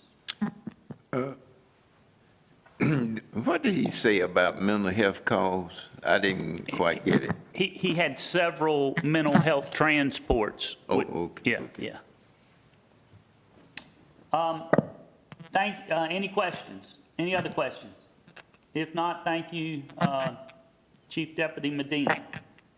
At this time, I see Dave Peterson is on the line. You have anything, Dave? Good morning. Just real quickly, Dave Peterson from Trillium Health Resources. Yesterday, the State Consumer Family Advisory Committee had their virtual advocacy event, trying to make sure that legislators were hearing about the continued need for support for mental health, developmental disabilities, and substance abuse services. And then the only other announcement is just to let Mr. Fisher know that we have moved some FTEs around and have hired some disaster managers because of so many years in a row now of dealing with the hurricanes. So those positions are now in place and they're going through orientation. And I'm sure that we'll try to get those folks introduced to you, Mr. Fisher, and your department. So just wanted to let folks know about that. Okay, thank you. Any questions for Trillium and Dave Peterson? If not, any department head? Any community partners have any comments or questions? If not, be safe, take care of your family, take care of your parents, and take care of your grandparents. See you tomorrow.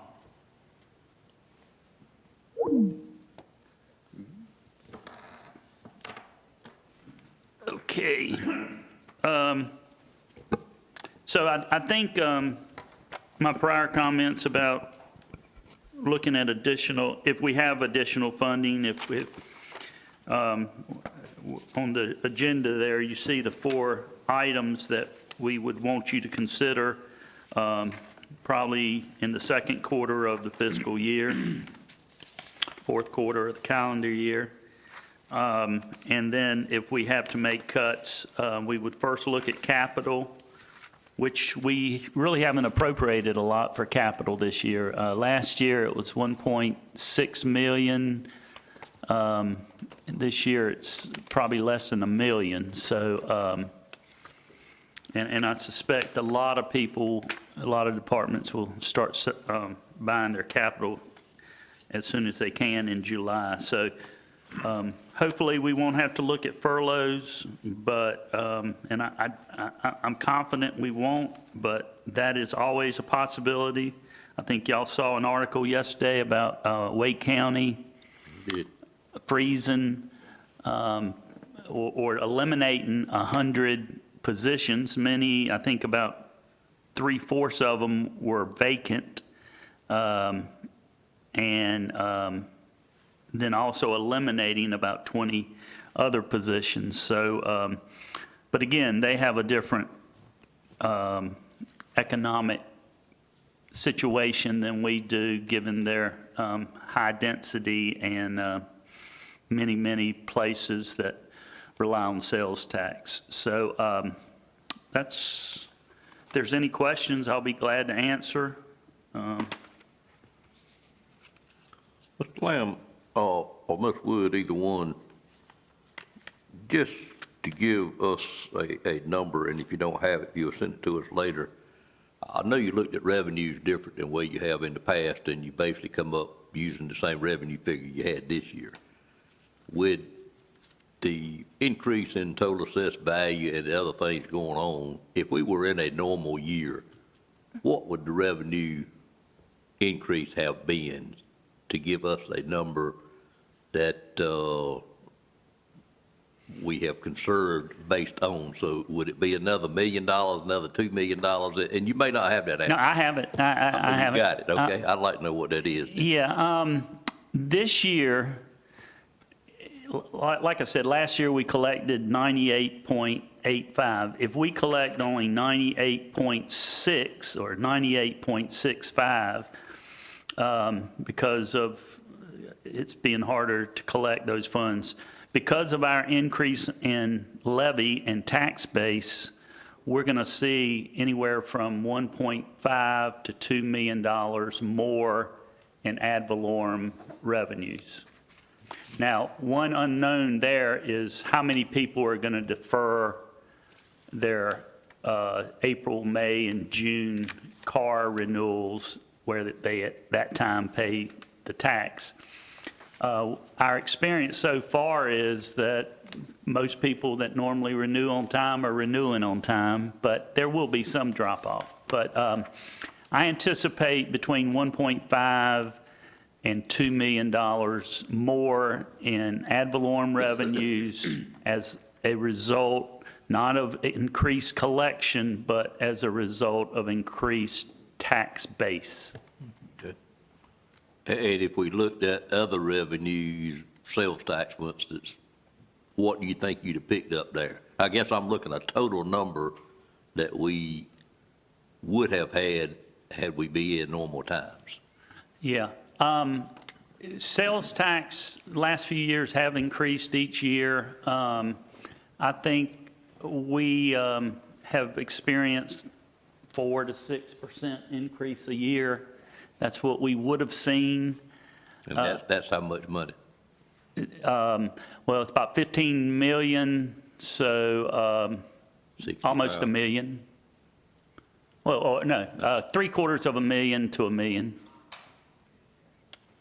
Like you're using some of Moore's math there, Mr. Lamb. 15 million multiplied by 0.5. Thank you, President Austin, and thank you, Director Kevin Leonard. And I appreciate all of the county commissioners across the state of North Carolina joining in on this Zoom call this morning. I know that all of you are on the front line, and probably none of you had on your checklist of challenges global pandemic. But I've been grateful for your leadership through this. We want to keep public health as the #1 priority and make sure we protect people's lives. I've approached this thing with 3 major thrusts. Number 1, to make sure anybody that gets sick with COVID-19 has a hospital bed, an ICU bed, a ventilator if they need one. Number 2, to slow the spread of the virus. And number 3, to cushion the blow to the economy. And we know that this pandemic that is worldwide is affecting our economy. It's affecting our supply chains. And we're going to have to do a lot of work together to bring us out of this. But I'll tell you this, I have a lot of hope for North Carolina because oftentimes a crisis shines a spotlight on challenges that we have already, but it also shines a spotlight on strengths. Some of the challenges that it shines a spotlight on is healthcare. And we know that every North Carolinian ought to have healthcare coverage and that we ought to do everything we can to close this coverage gap, particularly now that we've got so many people who are unemployed in addition to the 13% of our population that doesn't have health insurance. And I am committed to working with the General Assembly and working with you to get more people health insurance. This is also shining a light on the dire need for high-speed internet access in every part of North Carolina. I grew up in rural eastern North Carolina. I know that those of you who represent rural counties understand the importance of this. And now with this pandemic and our children out of school, remote learning is critical. It's one of the reasons why we have gotten some private help to equip 280 buses throughout our state to provide hotspots, but we need to get those students connected. We've learned the real importance of telemedicine, and our rural areas need that connection for that. And a lot of small businesses, the backbone of our economy, have taken a hit during this, and they need high-speed internet access as well. But North Carolina's strengths, for example, we've been a great manufacturing state, and I've been so proud of our textile manufacturers who have stepped up and changed their production lines to personal protective equipment. I'm proud of the fact that we've become a life sciences hub pharmaceutical manufacturing and research, medical research. UNC Chapel Hill, Remdesivir, they played a big role in helping to bring this to market. So we know that North Carolina can fill a lot of gaps, and that with this pandemic, we're going to need to create jobs for people. And already I've been talking to companies that want to come here and want to create jobs, and I'm very excited about that. I appreciate the work with you and the communication that I've had with so many of you. Yes, we've had some differences on what kind of pace we should have regarding the reigniting of our economy. I don't have any announcement for you right now, but I will let you know that we are going to have a press conference this afternoon at 5 o'clock, and I would ask you to tune in, and we'll make sure that we get a lot of information to you regarding what we're going to do with reigniting our economy and the steps that we're going to take. As you know, we've been looking at objective measures like number of cases, like percentage of cases, like percentage of positive tests, like hospitalizations, testing, tracing, and personal protective equipment. We're making good progress in those areas, and we'll be talking about that today.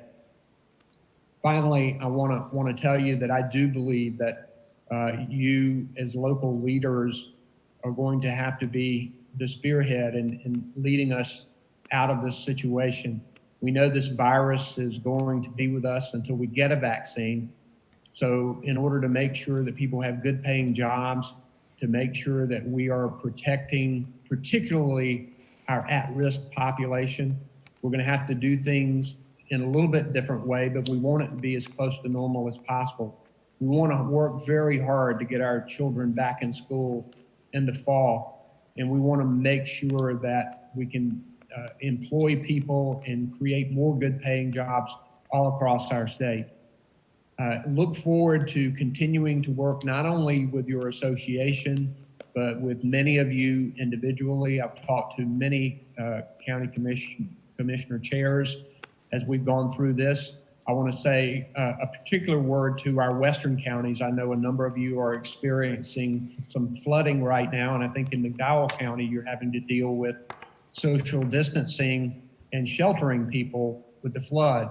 And please know that our emergency management operation is ready for hurricane season. We are hoping that we don't see anything come to our shore this year, but in the event we do, as always, we will be ready, and we'll have to handle it in a bit different way because of the existence of COVID-19. But already we're laying plans to make sure that that is the case. I'm glad that we were able to have a bipartisan budget that provided $150 million to county and local government. We are continuing to push Congress for help with our budgets. As you look into the next fiscal year and you look at your tax revenue, you know that it's not a pretty picture right now. We're hoping that Congress will step up. I was in a video conference with the president just yesterday or day before yesterday and urged him to push Senator McConnell to come to an agreement with the House on legislation that would provide budget funding for states and local governments, because we know we're going to need this in order to balance budget. And the last thing we need is to be laying off teachers and law enforcement officers and public safety officials that we need. Thank you all for the work that you do. Look forward to continuing to work with you, and I know that we will get through this together. Thanks a lot, Kevin, and hope you have a good meeting for the rest of the day. Yes, sir. Thank you, Governor Cooper, and thank you for your work on that bill to bring us the aid we need in our counties. Look forward to.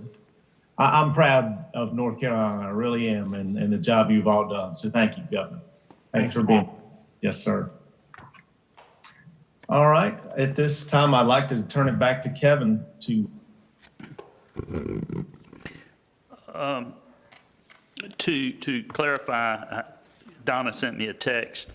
I think sales tax was about 650, so that's about 4%.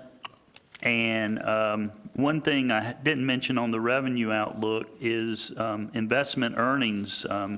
Last 5 years ago, we were really suffering, getting 0.05% on our money and on our fund balance, and that's gone up to about 2%, 2.5%. But in the last few months, those rates have dropped, and so the rates we're going to be getting in the next fiscal year will probably cost us about $500,000 in interest income on our investments. And has some adjustment been made in the revenue for the projected this coming year for that, I guess? Okay. Right. Okay. So if you sum all that up, you're looking at somewhere in the $2.2 to $2.4 million range that we would have had things been normal that we don't, or that we aren't currently projecting then. I think that's a fair estimate. Yeah. Okay. And remind us again what 1% cost of living raise cost us for all the employees? Salary, it's about $325. With benefits, it's almost $400 per 1%. Okay. So if you do it effective January 1 and you don't make it retroactive, right, then that's half that. It'd be $200 for the following year, for the rest of the year. But the following year, you've built that 400 in per percent rather than 200. And just looking at the number 9, you've listed numerous places that we could allot additional revenue, but under less available revenue, you got capital, which we don't have much capital anyway. And if we do early in the year, like you said, spend the capital items, it leaves us with furloughs. Is there nowhere else that we could study to put on this list to look at?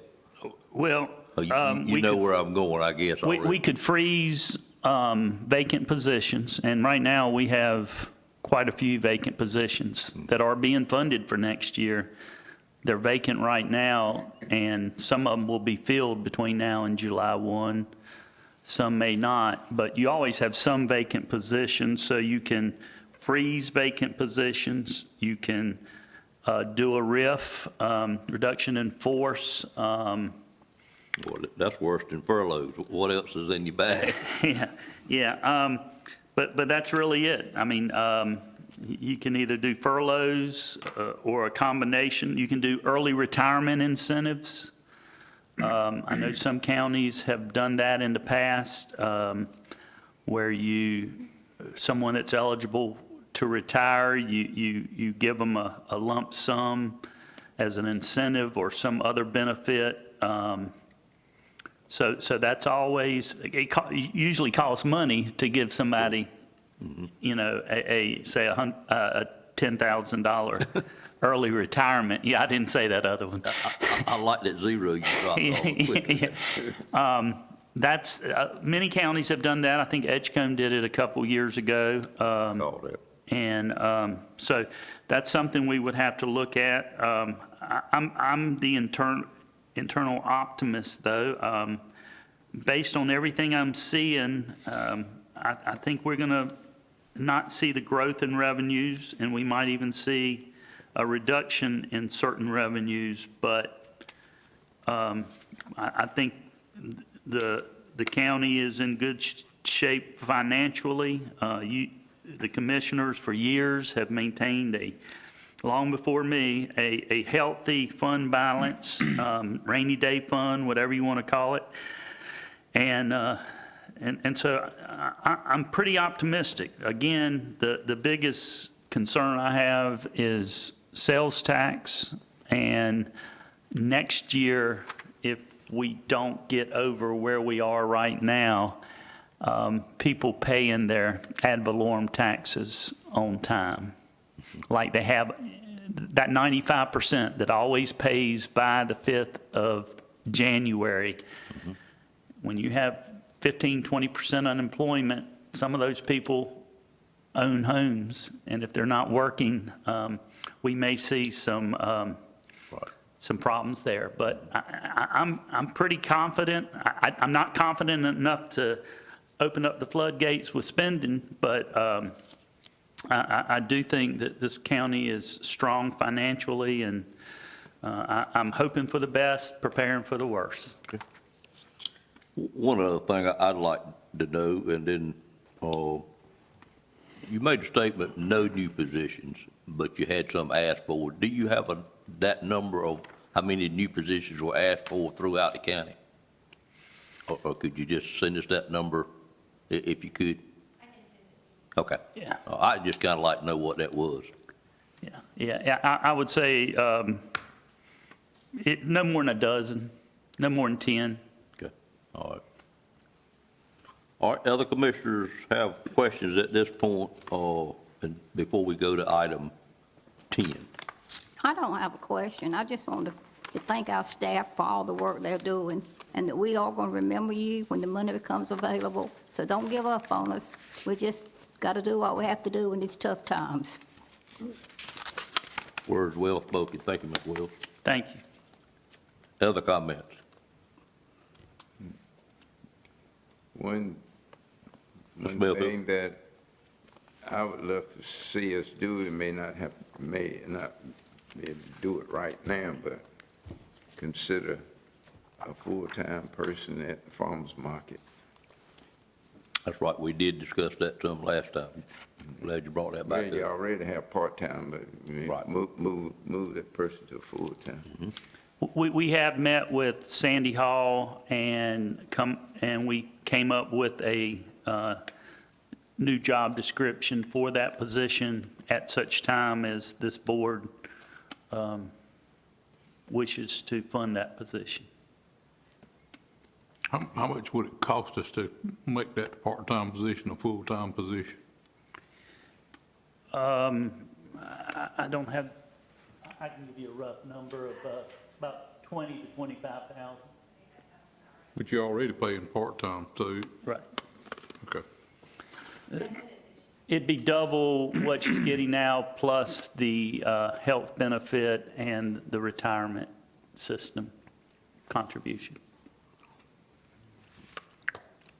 Just, I think the board would like to make sure we keep that on the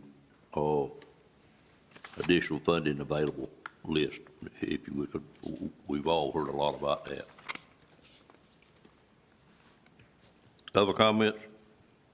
Mr. Outlaw, you were involved quite a bit with the community college, which hadn't been mentioned this morning. Is that, and Ms. Wells, is that, y'all got that worked out and they understand where we are and everybody's reasonably happy? I think so. I'm comfortable with where the budget is, hopeful that we'll be able to look at their requested expansion increases for a custodian and a maintenance person by the first of the year, maybe. And I would assume that would be on the list that Ms. Wood is going to provide. And I would also say that I know what it would cost to add those two individuals, and I assume you're going to put that information on your information to the board for all these positions.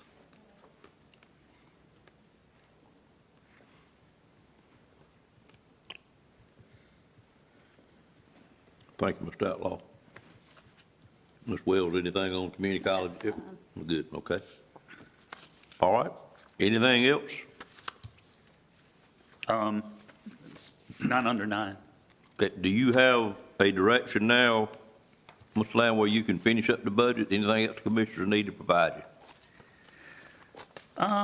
No, I think y'all, Other than the meeting Donna and I have got to have to get that sheriff situation fully understood. but we don't think that number's going to change. No. Yeah, okay. Yeah, we're ready to go. We'll be ready on June the 1st to present a After budget Public hearing. and ask y'all to have a public hearing on a later date. Right. Yeah. Cannot be the same day. It's got to be 10 days after publication. Okay. All right. Understand that. And before I was saying, since Monday comes on the 1st of June, I talked about the 22nd or 29th, but I think without any controversy or any issues coming up, if y'all want to schedule that for like the 15th, we'll be able to do it anytime after the 15th of June until the 30th of June. I've got on my calendar a meeting June the 15th at 1:30 for commissioners. That was our original schedule. We still have it on the schedule. Can we just stick with that then? Sure. Is that okay with everybody, since you should have it scheduled already? We had not canceled that meeting. Yeah, that works for us. We had talked about 22nd or 29th because of Yep. uncertainty, but I think we've got a lot of things better settled, and it won't be any better on the 29th than it is on the 15th. So 15th works for us. Ms. Wood, I do not see your head moving in any direction. You okay with the 15th? I am okay with 15th. That works for me. Okay, all right, thank you. So June the 15th, would be At 1:30, which you should have calendar already, Mr. Belfield, because that we were having a SUGI meeting in June, because we always do. That's the public hearing, Mr. Belfield. The budget presentation will be at the first meeting on June 1st. Yep, I understand that. Yeah. Okay, all right, In the public hearing on the 15th. right. Is that gonna be at 9 o'clock? That'd be at 1:30. Oh, that's right, 1:30. The last item we had was item number 10. As you know, there were some funds allotted through the state coming to each county.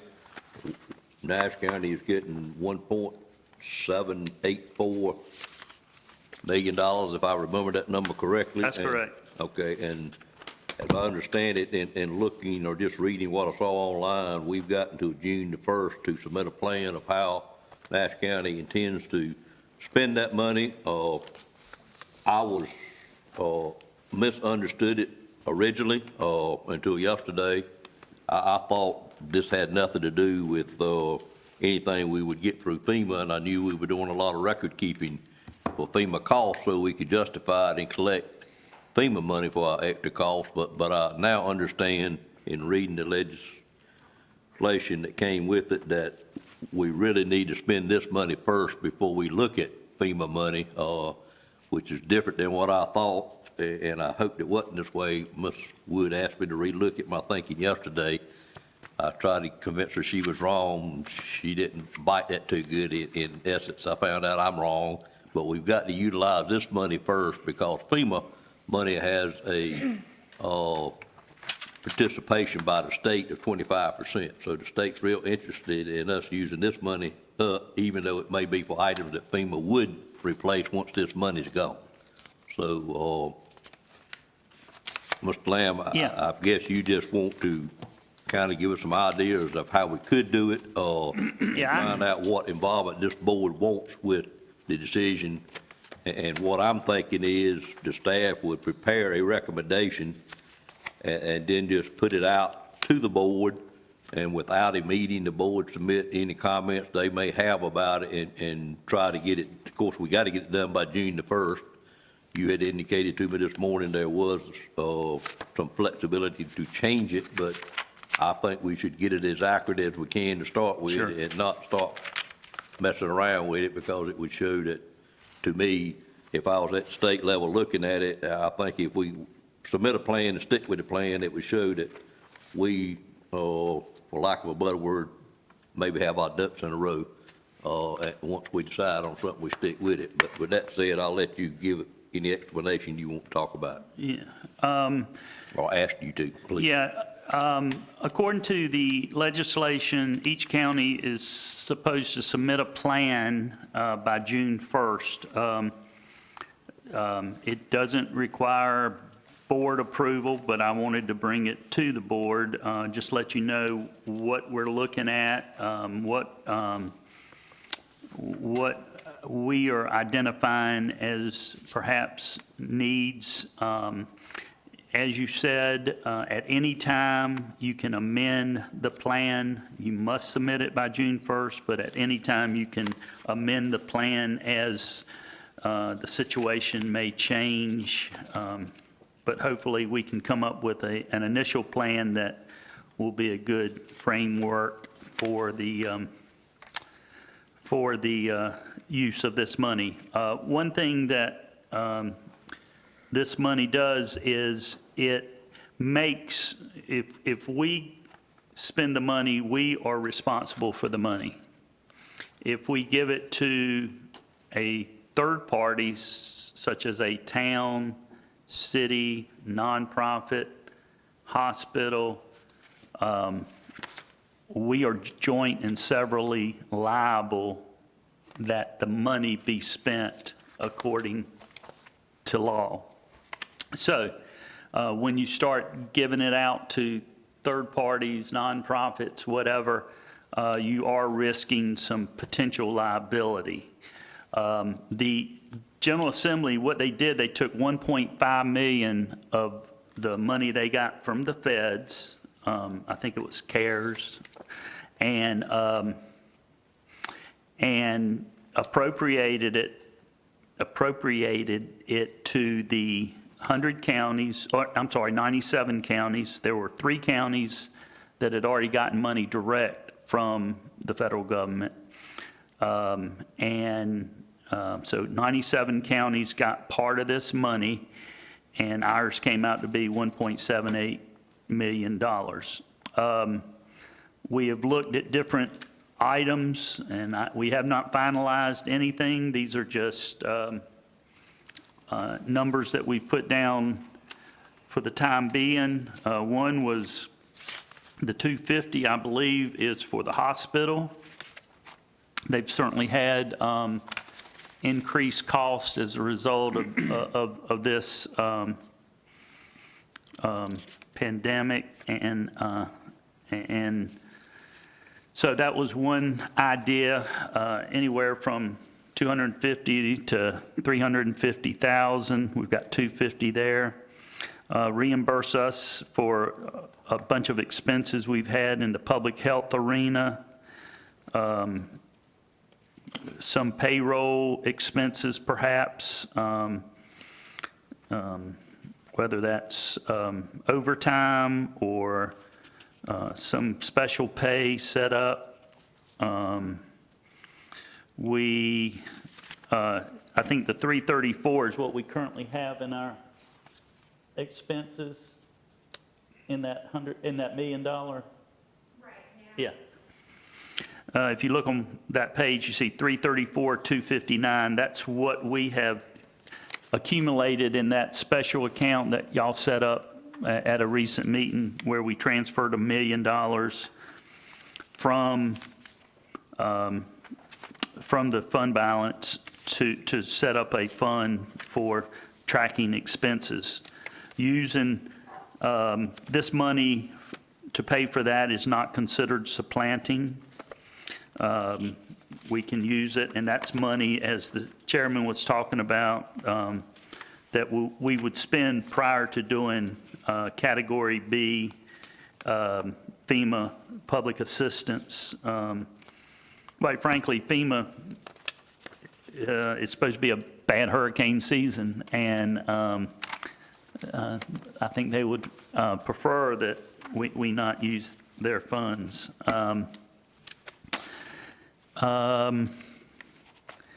Then we talked about, what's the 600,000? Well, right now, because it's unknown, we were putting these numbers out there to have further discussion. Right. These are just to continue in place to continue our discussions. Probably would be to continue the expenses currently under 4. Yeah. If that's a current number. Right, right. And one thing we're doing is, even though the courts are a state function, we are responsible for court facilities.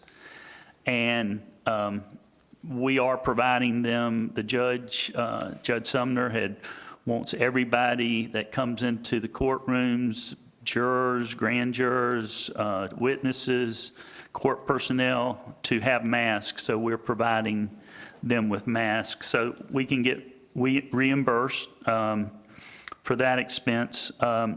But number 7, yeah, you're right. Number 6 is just anticipated additional costs that right now we've quantified in number 4 through today or yesterday.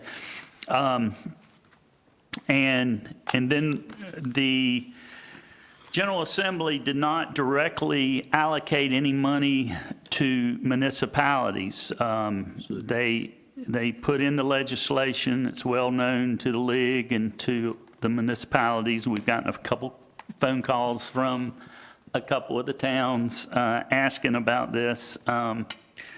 And so we may, it doesn't say we shall, but it says we may give grants to municipalities and nonprofits. And again, if we give money to third parties, we are potentially liable for that. And that really something you need to consider. But we put aside here about $30,000 per municipality is the number we were thinking of. But they have to give us invoices for the money they've spent. There may be some municipalities that are smaller, that don't have police force, don't have health department, that will not utilize $30,000. But just as a placeholder, we put in there $350,000 for municipalities. Shouldn't all this money, whoever is allocated out to give invoices? Yeah. Oh, yeah. So, and that's where you can keep up with it. Oh, yeah. We need to monitor every penny of it. All the county funds, we are, finance is doing a great job keeping records for everything we spend, invoices. I don't think the hospital, if there's no objection to giving them a sum of money, I don't think they have any problem with quantifying their expenses. Well, we need to know that, so Yeah. they need to do the same. Sure, everybody.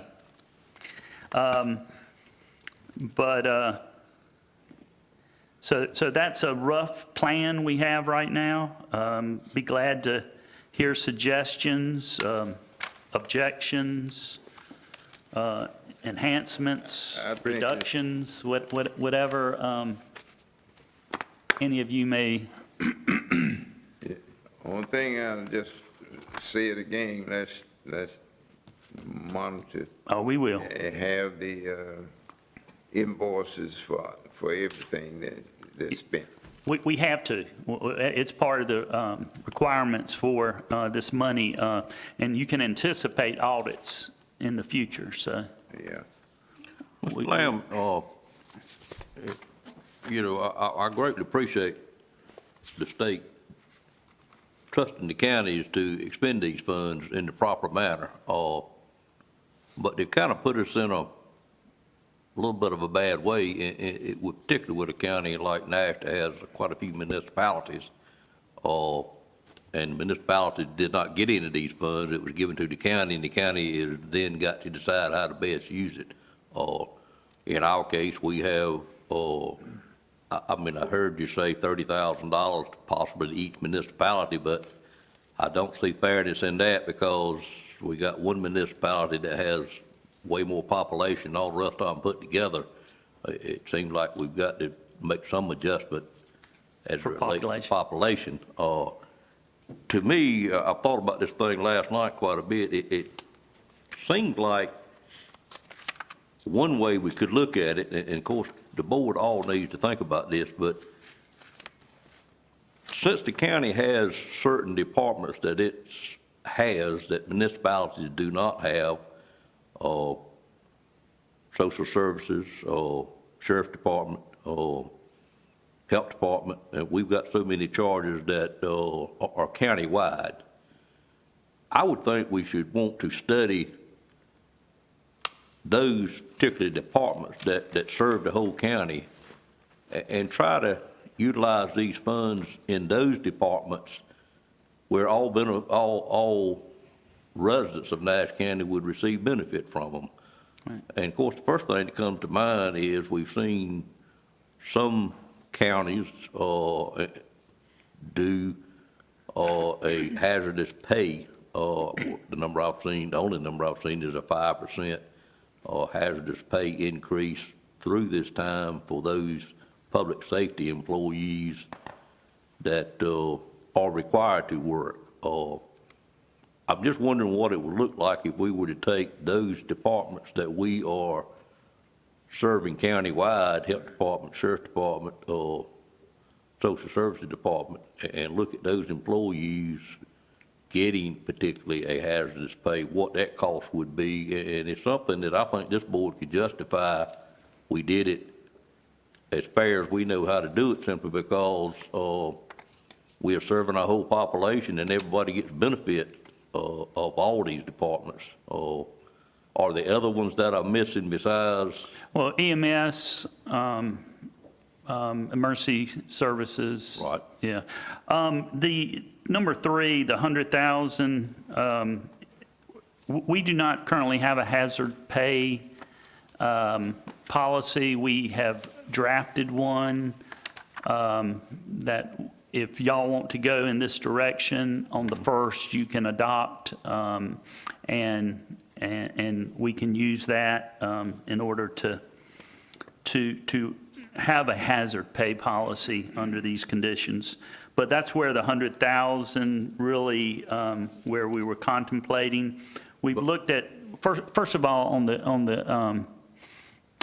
the cities, we thought about doing 2 tiers, the 10 towns and then the cities, counting Nashville as a city, since they are legally able to be a city if they didn't want to be called a town. Rocky Mount did get 3.6 or 8 million in the first round of funding. Okay. Now, 3.2 was designated, from what I read in the newspaper, for Tar River Transit. And I think that was because of the subway systems throughout the country and COVID-19 and things like that, trying to make them more sanitized, spending money on them, and also lost revenue from people not using those services. But my understanding is Rocky Mount did get 3.6 million, and the vast majority of that was for Tar River Transit. I think they're the only ones in the county that have gotten a direct appropriation. On the hazard pay, we discussed this over the last week, came up with different formulas, different ways to allocate it. It's an argument that all the employees that have, we've declared all our employees as essential employees, because if you're not essential, we need to give your duties to someone else, is my position. So we've really declared everyone essential. And like you said, social service people, just about everybody is essential. So we had talked about a flat amount for all employees. We talked about some deviation, but we do not have a recommendation for you right now. We really just need a lump sum for June 1st to submit the report, and we'll be glad to work with the board, or if you want us to come back with a firm recommendation formula, we can do that on June 1st. Mr. Belfield? Well, I was just going to say, going back to the Tar River Transit, it serves Nash County, Edgecombe County, and the city of Rocky Mount. Right. And then plus the city transit bus system is all, lumped in together. Right. And it gets funds from the federal government and from the state, and it's through grants. Right. And of course, they have directions set up how they use any of the funds that comes into the Tar River Transit. Yeah, I think the pot of money they got was just initially when you had these stay-at-home orders. People were hesitant to use public transportation, subways, things like that. And so that was a federal bill that applied throughout the United States, and they were in the category that got them a piece of that money. Mr. Lamb, Ms. Wood has got something to add. I can see her and you can't, so I'm gonna call on her if that's okay. That's good. Okay. One thing that we talked about in the payroll area, where we're looking at overtime and our overtime policy with comp time and what's available, things that we can put in place in emergency situations, and then the $600,000 that we have in the other uses, that's where we were still under consideration of equipment, but also what we needed to take care of our staff and things like that. When we were looking at municipal money, a discussion that we had, we have to fill out that form. Instead of looking at it primarily on population, we were going to ask the municipalities to fill in something similar for us so we could have an idea of their needs and what they're having, what they may need at this time. So we have to fill out a plan. We were going to see what kind of plan they have and what we could possibly fund each one, but also ask, well, what kind of additional revenue they have. In addition to, as we talked about, the city of Rocky Mount may have additional revenue, and they might not need that same support. And per capita, but also if a smaller municipality, they may not have the staff or the healthcare or the protection needs that we currently have as the county. So we were putting money out there, but we knew there would be a further discussion on how we were going to allocate that money out and if it would go beyond Nash County at this point. I'd just be careful in what I put in line items that you got to deal with later, because once you put it on a line item, I'm afraid it may become the gospel moving forward as it relates to other entities other than the county. Right. And you do realize we 10 days away from June the 1st, I'm sure, better than anybody in the room, I guess. Right. Do you know, and this is an unfair question, but if we were to, you mentioned all employees.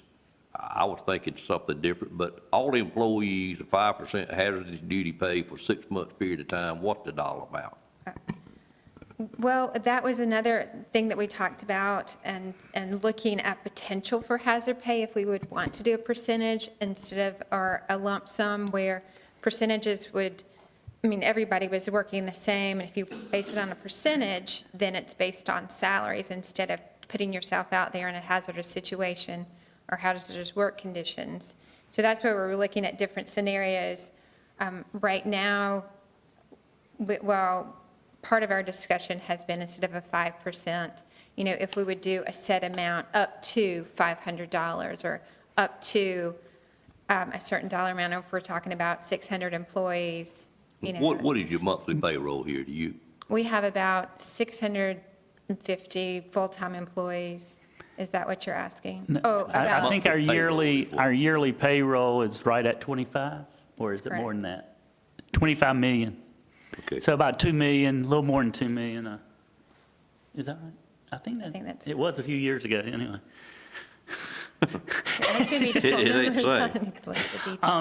Let me, for clarity purposes, $625,000 will pay all employees $1,000 hazardous pay for 6 months. Including benefits, yes. Including if the number you gave me taxes. was benefits, yes. You said your payroll was $25,000 a year. No, 42 million would be our payroll. Okay, I'm sorry. Okay, well, 42 million in payroll a year. Give me 1 second, and let me.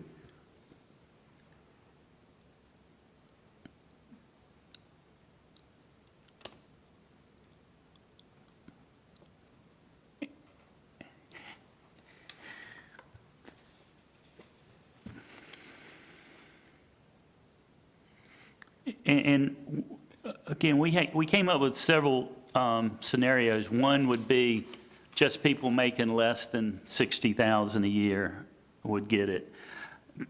the county manager is not going to get it, and we talked about department heads not getting it. We talked about exempt employees not getting it.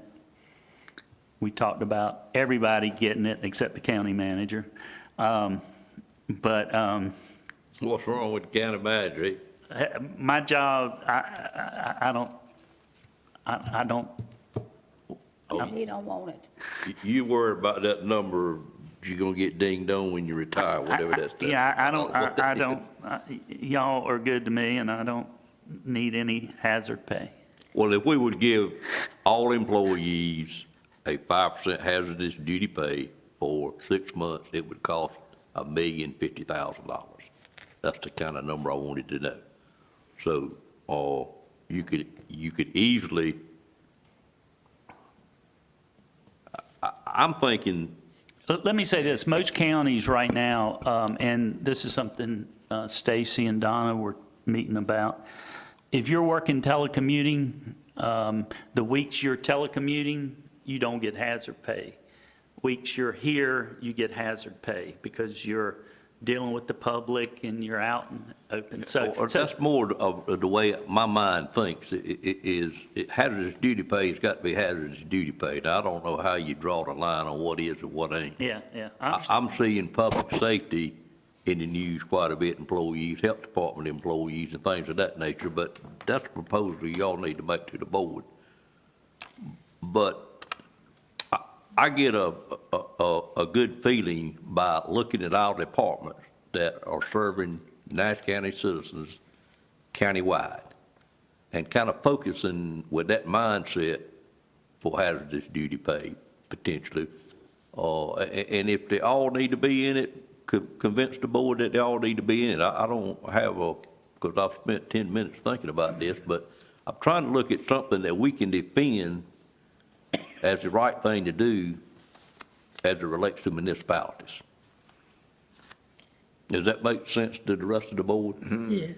And I think that's where we are right now. Again, we had our initial discussion, just trying to lay something out, and we wanted to let the board know that we are working on this. Okay. It's not, and that's why we were presented a draft and Right. considerations and where we are and different ideas that we're Gotcha. tossing out there.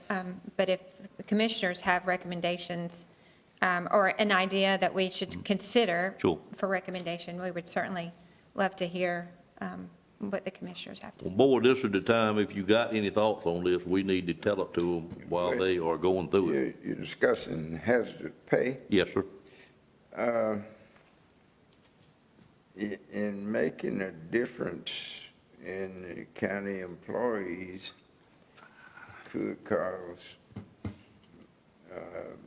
maybe some discussion lawsuit or something that you discriminating against one category versus another category.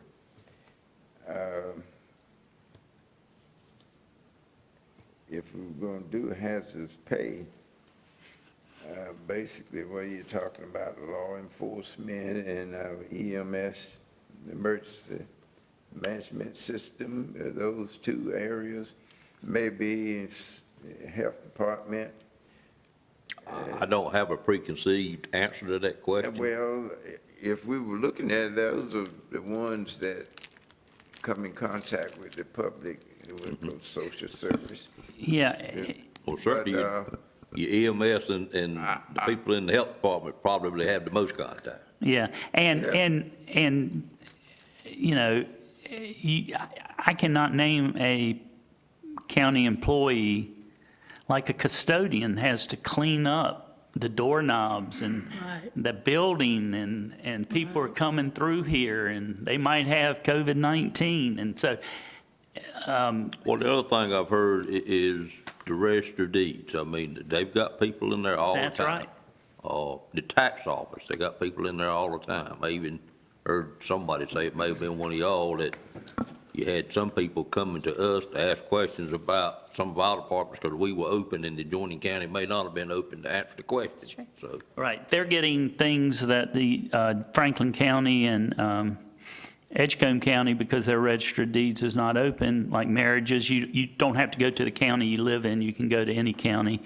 So they are getting an influx, and I would, since you mentioned the register of deeds, we are installing permanent plexiglass shields. Right now, we've got these bathtub liners, but we, Jonathan Boone and facilities are making quite a few renovations, trying to protect the employees. We'll put that cost in there too. Oh, we are. It's definitely in there. Okay. Other thoughts, board members? You figure a while ago, you said for 6 months, if your payroll was 22 million, 6 months would be 11 million. 42 million. It was 42 million, Dan. That's what I heard the first time. Yeah, 42. Yeah. 5% and paid, that 42 includes benefits. Yeah, so 5%, assuming 3.5 million a month in payroll, including benefits, you're talking about 175,000 per month. Is that the number you got? I got 1,050,000 for the year, just taking. Yeah, same 42. thing. Probably the same number Yeah, for 6 months. yeah. 175 times 6 is 1,050,000. I just think some thought process along that line is going to give us a more defendable reason for doing what we did than anything else we can do, because we have so many departments that serve our citizens countywide. If they were still as active as they always were. My only thought is I do think that we should provide some funds for reimbursable expenses related to COVID-19. Oh, absolutely. For the municipalities. Oh, okay. For the smaller municipalities at least, if not all municipalities. Uh-oh. I think we got to get a formula that treats them all the same. I Yeah. understand if they individually got revenue, you need to build that into it. But if Rocky Mount got 3.4 million and had it designated 90% of it to one place, that's not a fair scenario either. And I think some of these small towns will have limited expenses that they can say are related to COVID-19, because they don't have a health department, they don't have EMS. Now, But they do have law enforcement, for example. that might have overtime. And you do have law enforcement in municipalities that work with the sheriff's department. So, I mean, when you start picking, and I'm not against this, but when you start picking winners and losers for this money, be careful and make sure that you don't omit someone that is deserving. And I agree with you. To me, the custodian is just as important as anybody else. Absolutely. And I don't know how, if your workers are essential, how you leave them out. And then I go back to the municipalities. These municipalities, it seems to me the discussion has just left them out of the equation totally, and they have expenses, unexpected, unplanned expenses that they've had to cover related to COVID, and they've also got essential workers that do work directly with the county, and you've got fire personnel as well. These fire stations, a lot of them have paid employees. Well, I mean, there's a lot of people out there, if you're not careful, you're going to leave somebody out. That's right, and the fire departments were the one nonprofit that, I thought we might want to look at. The state just give us a ball that's hard to carry. Well, the state is giving you money. I don't really know what the intent of that money was. It sounds to me like the intent is to support the needs of the county, not just the county per se, this building. And the personnel here is to support the county. Right. They gave very little guidance, and they will not give you guidance. Well, that's why you need to. The School of Government will not give you a lot of thought to guidance. how you're gonna spend this money, because otherwise you're gonna leave some people or some expenses out that are very necessary. And it's just going to continue to put these municipalities in more of a bind. Now, I will say, like, some municipalities have closed their doors, and people are working every other week, or I know Parks and Rec with Rocky Mount, they've gone home, I think, for the most part, and still getting paid. So it's a hodgepodge Well, you of. said Rocky Mount got some money. I don't know what they did with the other 400,000. It's not my need to know.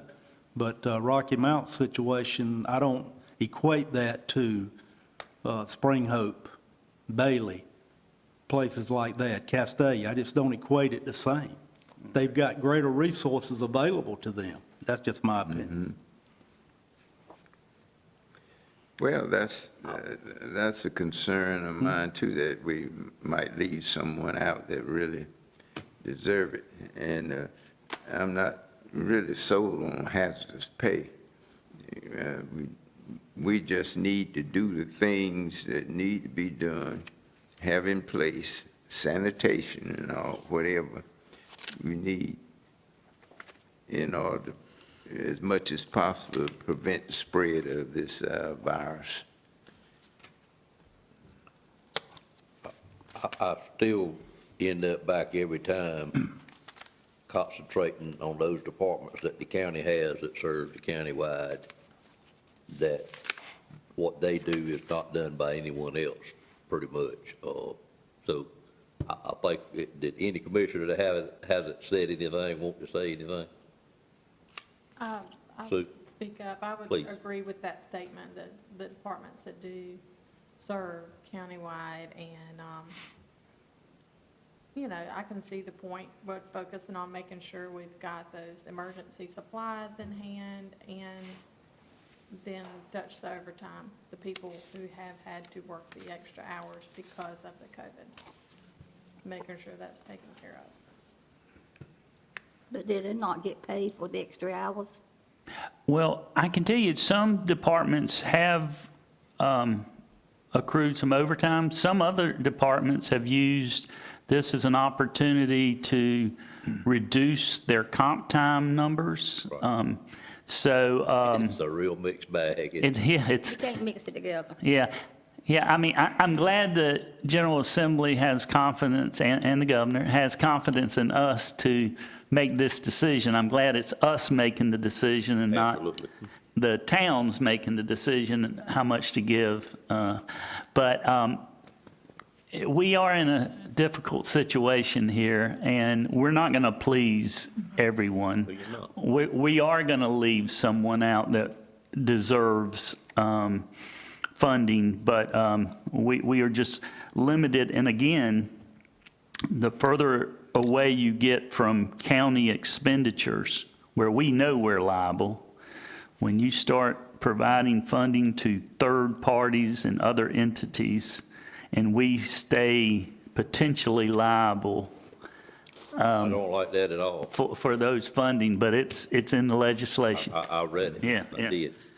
Well, the thing here is, if you gonna call it a hazardous pay, you can say, well, the most hazardous jobs are EMS, sheriff's deputies, fire department, And the health department. Z don't have a hazardous job, or Don don't have a hazardous job, or Yeah, she does. But then the catch to that is, it was a little hazardous, they had to come to work every day, so they could have caught the virus. So, I mean, you ain't gonna please everybody, so you gonna have to put it, either you gonna have to spread it all over, or you gonna have to decide where you gonna put it, and let that do it. Yeah, and when you start deciding the winners and losers, That's a problem. that's a problem. The only disagreement I got with that is, it's much more defendable, I would think, if we concentrate on, Countywide functions. what's that? Countywide functions. Countywide functions, and those one, yeah, but where you stop it at, I can't tell you that. But you look at building inspections. Understand? They're not countywide, but they have to go into homes and have to We go out never, in the we never public. slowed up. We did Yeah. some visual inspections and come up with some ways to make it work, but they've been in a lot of places, true. Ms. Richardson, I'd like to call on you if you have some comments. I sure think the board would want to hear them. Yes, I listened to all the comments, and I don't envy Z and Donovan, whoever's working on this and in charge of this, because that's an awesome responsibility to do. But thankfully, you're doing it. But considering all of it too is, I know we need to cover the most, we call most, I call workable, like the EMS, like I said, those that's working close with it. But the bottom line is, as you say it is, when you stop and look at it and you said those affected, every person that worked with the county is affected, you know, like you said, from the one to pick up the trash outside to the one to open the doors for whatever. So every county employee is infected. So how are you gonna decide who is and who not? So, I mean, you know, it may be somebody just coming in and drop off a package or whatever else, and they got to go to an office to drop it off. They and that person in there is still affected. So it's a hard decision, but I just think, as you said, to be sure that it's used county-wise and accountable with documentation, so, and just do the best you can, try to cover everybody that we're supposed to try to cover, and just justify it, because if you can't cover them all, if you got good reason why you didn't, we'll have to deal with it. Mr. Chairman? Yes, What I will say to y'all is that we will continue to develop this based on the comments today. I do have one more distinction I want to get clarified, but we will, before we submit it, we will obviously send it out at least by, say, the 29th of, I mean, yeah, what's 29th? 30 days. Friday. And the first is a Monday. So we'll get it out to y'all by Friday, the 29th. We don't have to send it in until the 1st, and we have a meeting on the 1st. So if there's any suggestions. Now, the one thing about the 5%, which is not my first choice, is I think a lump sum for every employee, because that person that's making $30,000 a year has the same hazard, as you were saying, that's making $100,000 a year. And the $100,000 a year person shouldn't get 3 times more, in my opinion. So if y'all could discuss, and I think this will be the last thing that we probably need to discuss unless you want to talk about other entities, whether it's a lump sum for all employees or a percentage of their income. All I've seen other entities do is a percent. Have y'all seen some do a lump sum? I haven't seen either, really. I haven't. I did see the Edgecombe policy. The Edgecombe policy has 3 different options, one being a lump sum, one being a percentage, and another option I think has something to do with comp time. And full power is vested in the county manager to make that decision. That's where it should be. I'm thinking more what I've seen announced that's going on during COVID. You're talking about a policy that the county already has. No, we don't have a policy. Now, I'm talking about Edgecombe must be a policy. They just adopted it last They week. just adopted it, okay, just adopted it, okay.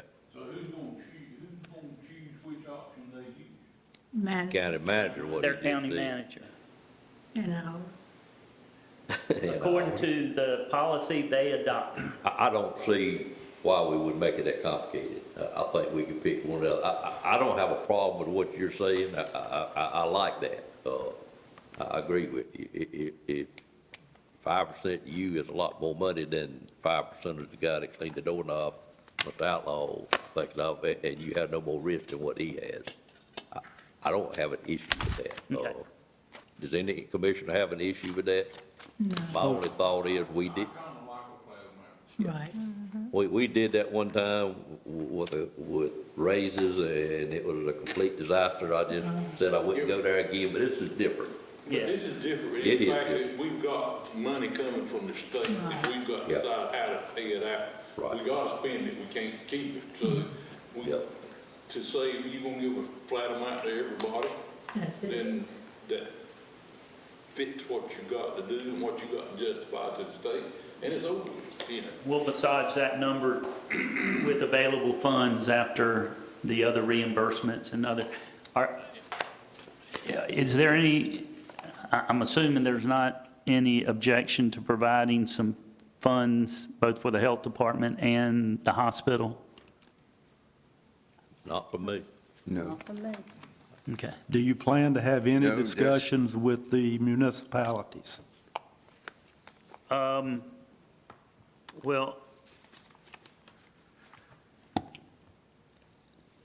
I've had discussions with one person, but I do know that the Association of County Commissioners had an emergency meeting with the League of Municipalities and the mayors, metropolitan mayors, and it apparently got a little heated because It won't pretty.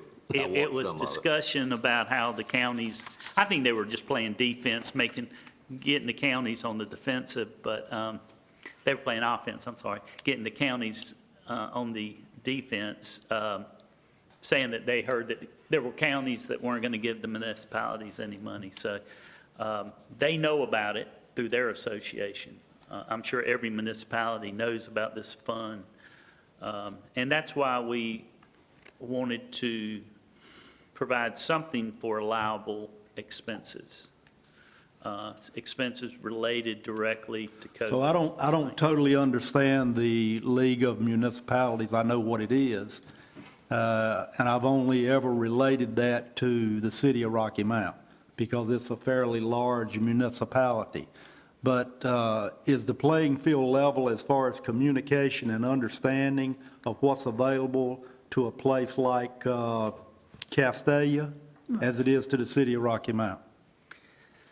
I'm not sure Castalia is a dues-paying member. There's Spring Hope. 585. I'm sure Spring Hope. So they've got to be a dues paying. Do we know of our municipalities, how many are dues paying? I do not have that number, but I would suspect just about every one of them, if not every one of them. I just don't know what communication has taken place with those municipalities. And I know that they have had expenses Yeah. that they would not have had if not for this situation. And I just feel like we have a responsibility Right. to look after our smaller municipalities that don't have 3.6 million with 3.2 going to TRT and 400,000 left. I don't know where all that goes. Don't need to know. But I know they have a larger pool of money that they can work with, but they still have expenses out here that they wouldn't have otherwise. And many of these municipalities are struggling. And again, I speak to the law enforcement when you start talking about essential people. The law enforcement people in Spring Hope, Bailey, Nashville, they're just as essential as anybody, and they're out there on the front line every day with the sheriff's department if they need them. I just, be careful.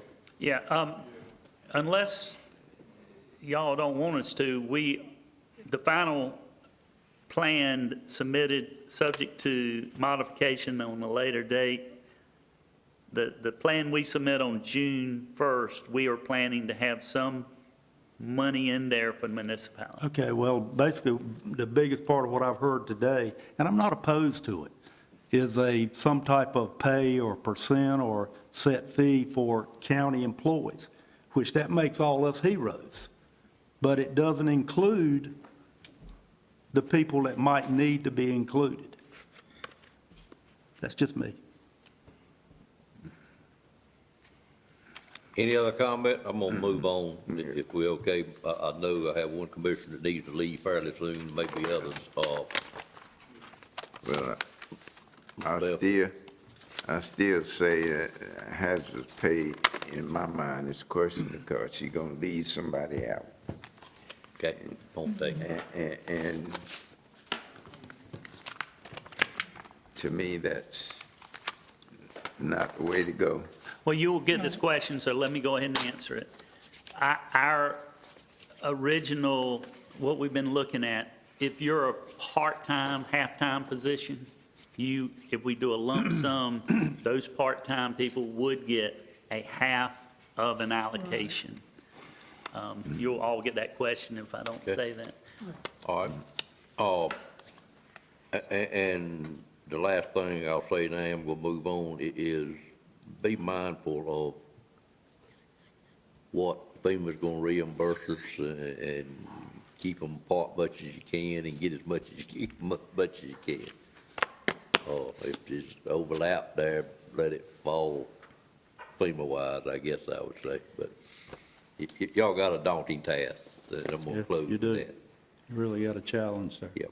Well, we appreciate your input. Sure. Last item on the agenda is commissioner discussion. We have been discussing for about an hour. Is anything else anybody wishes to discuss?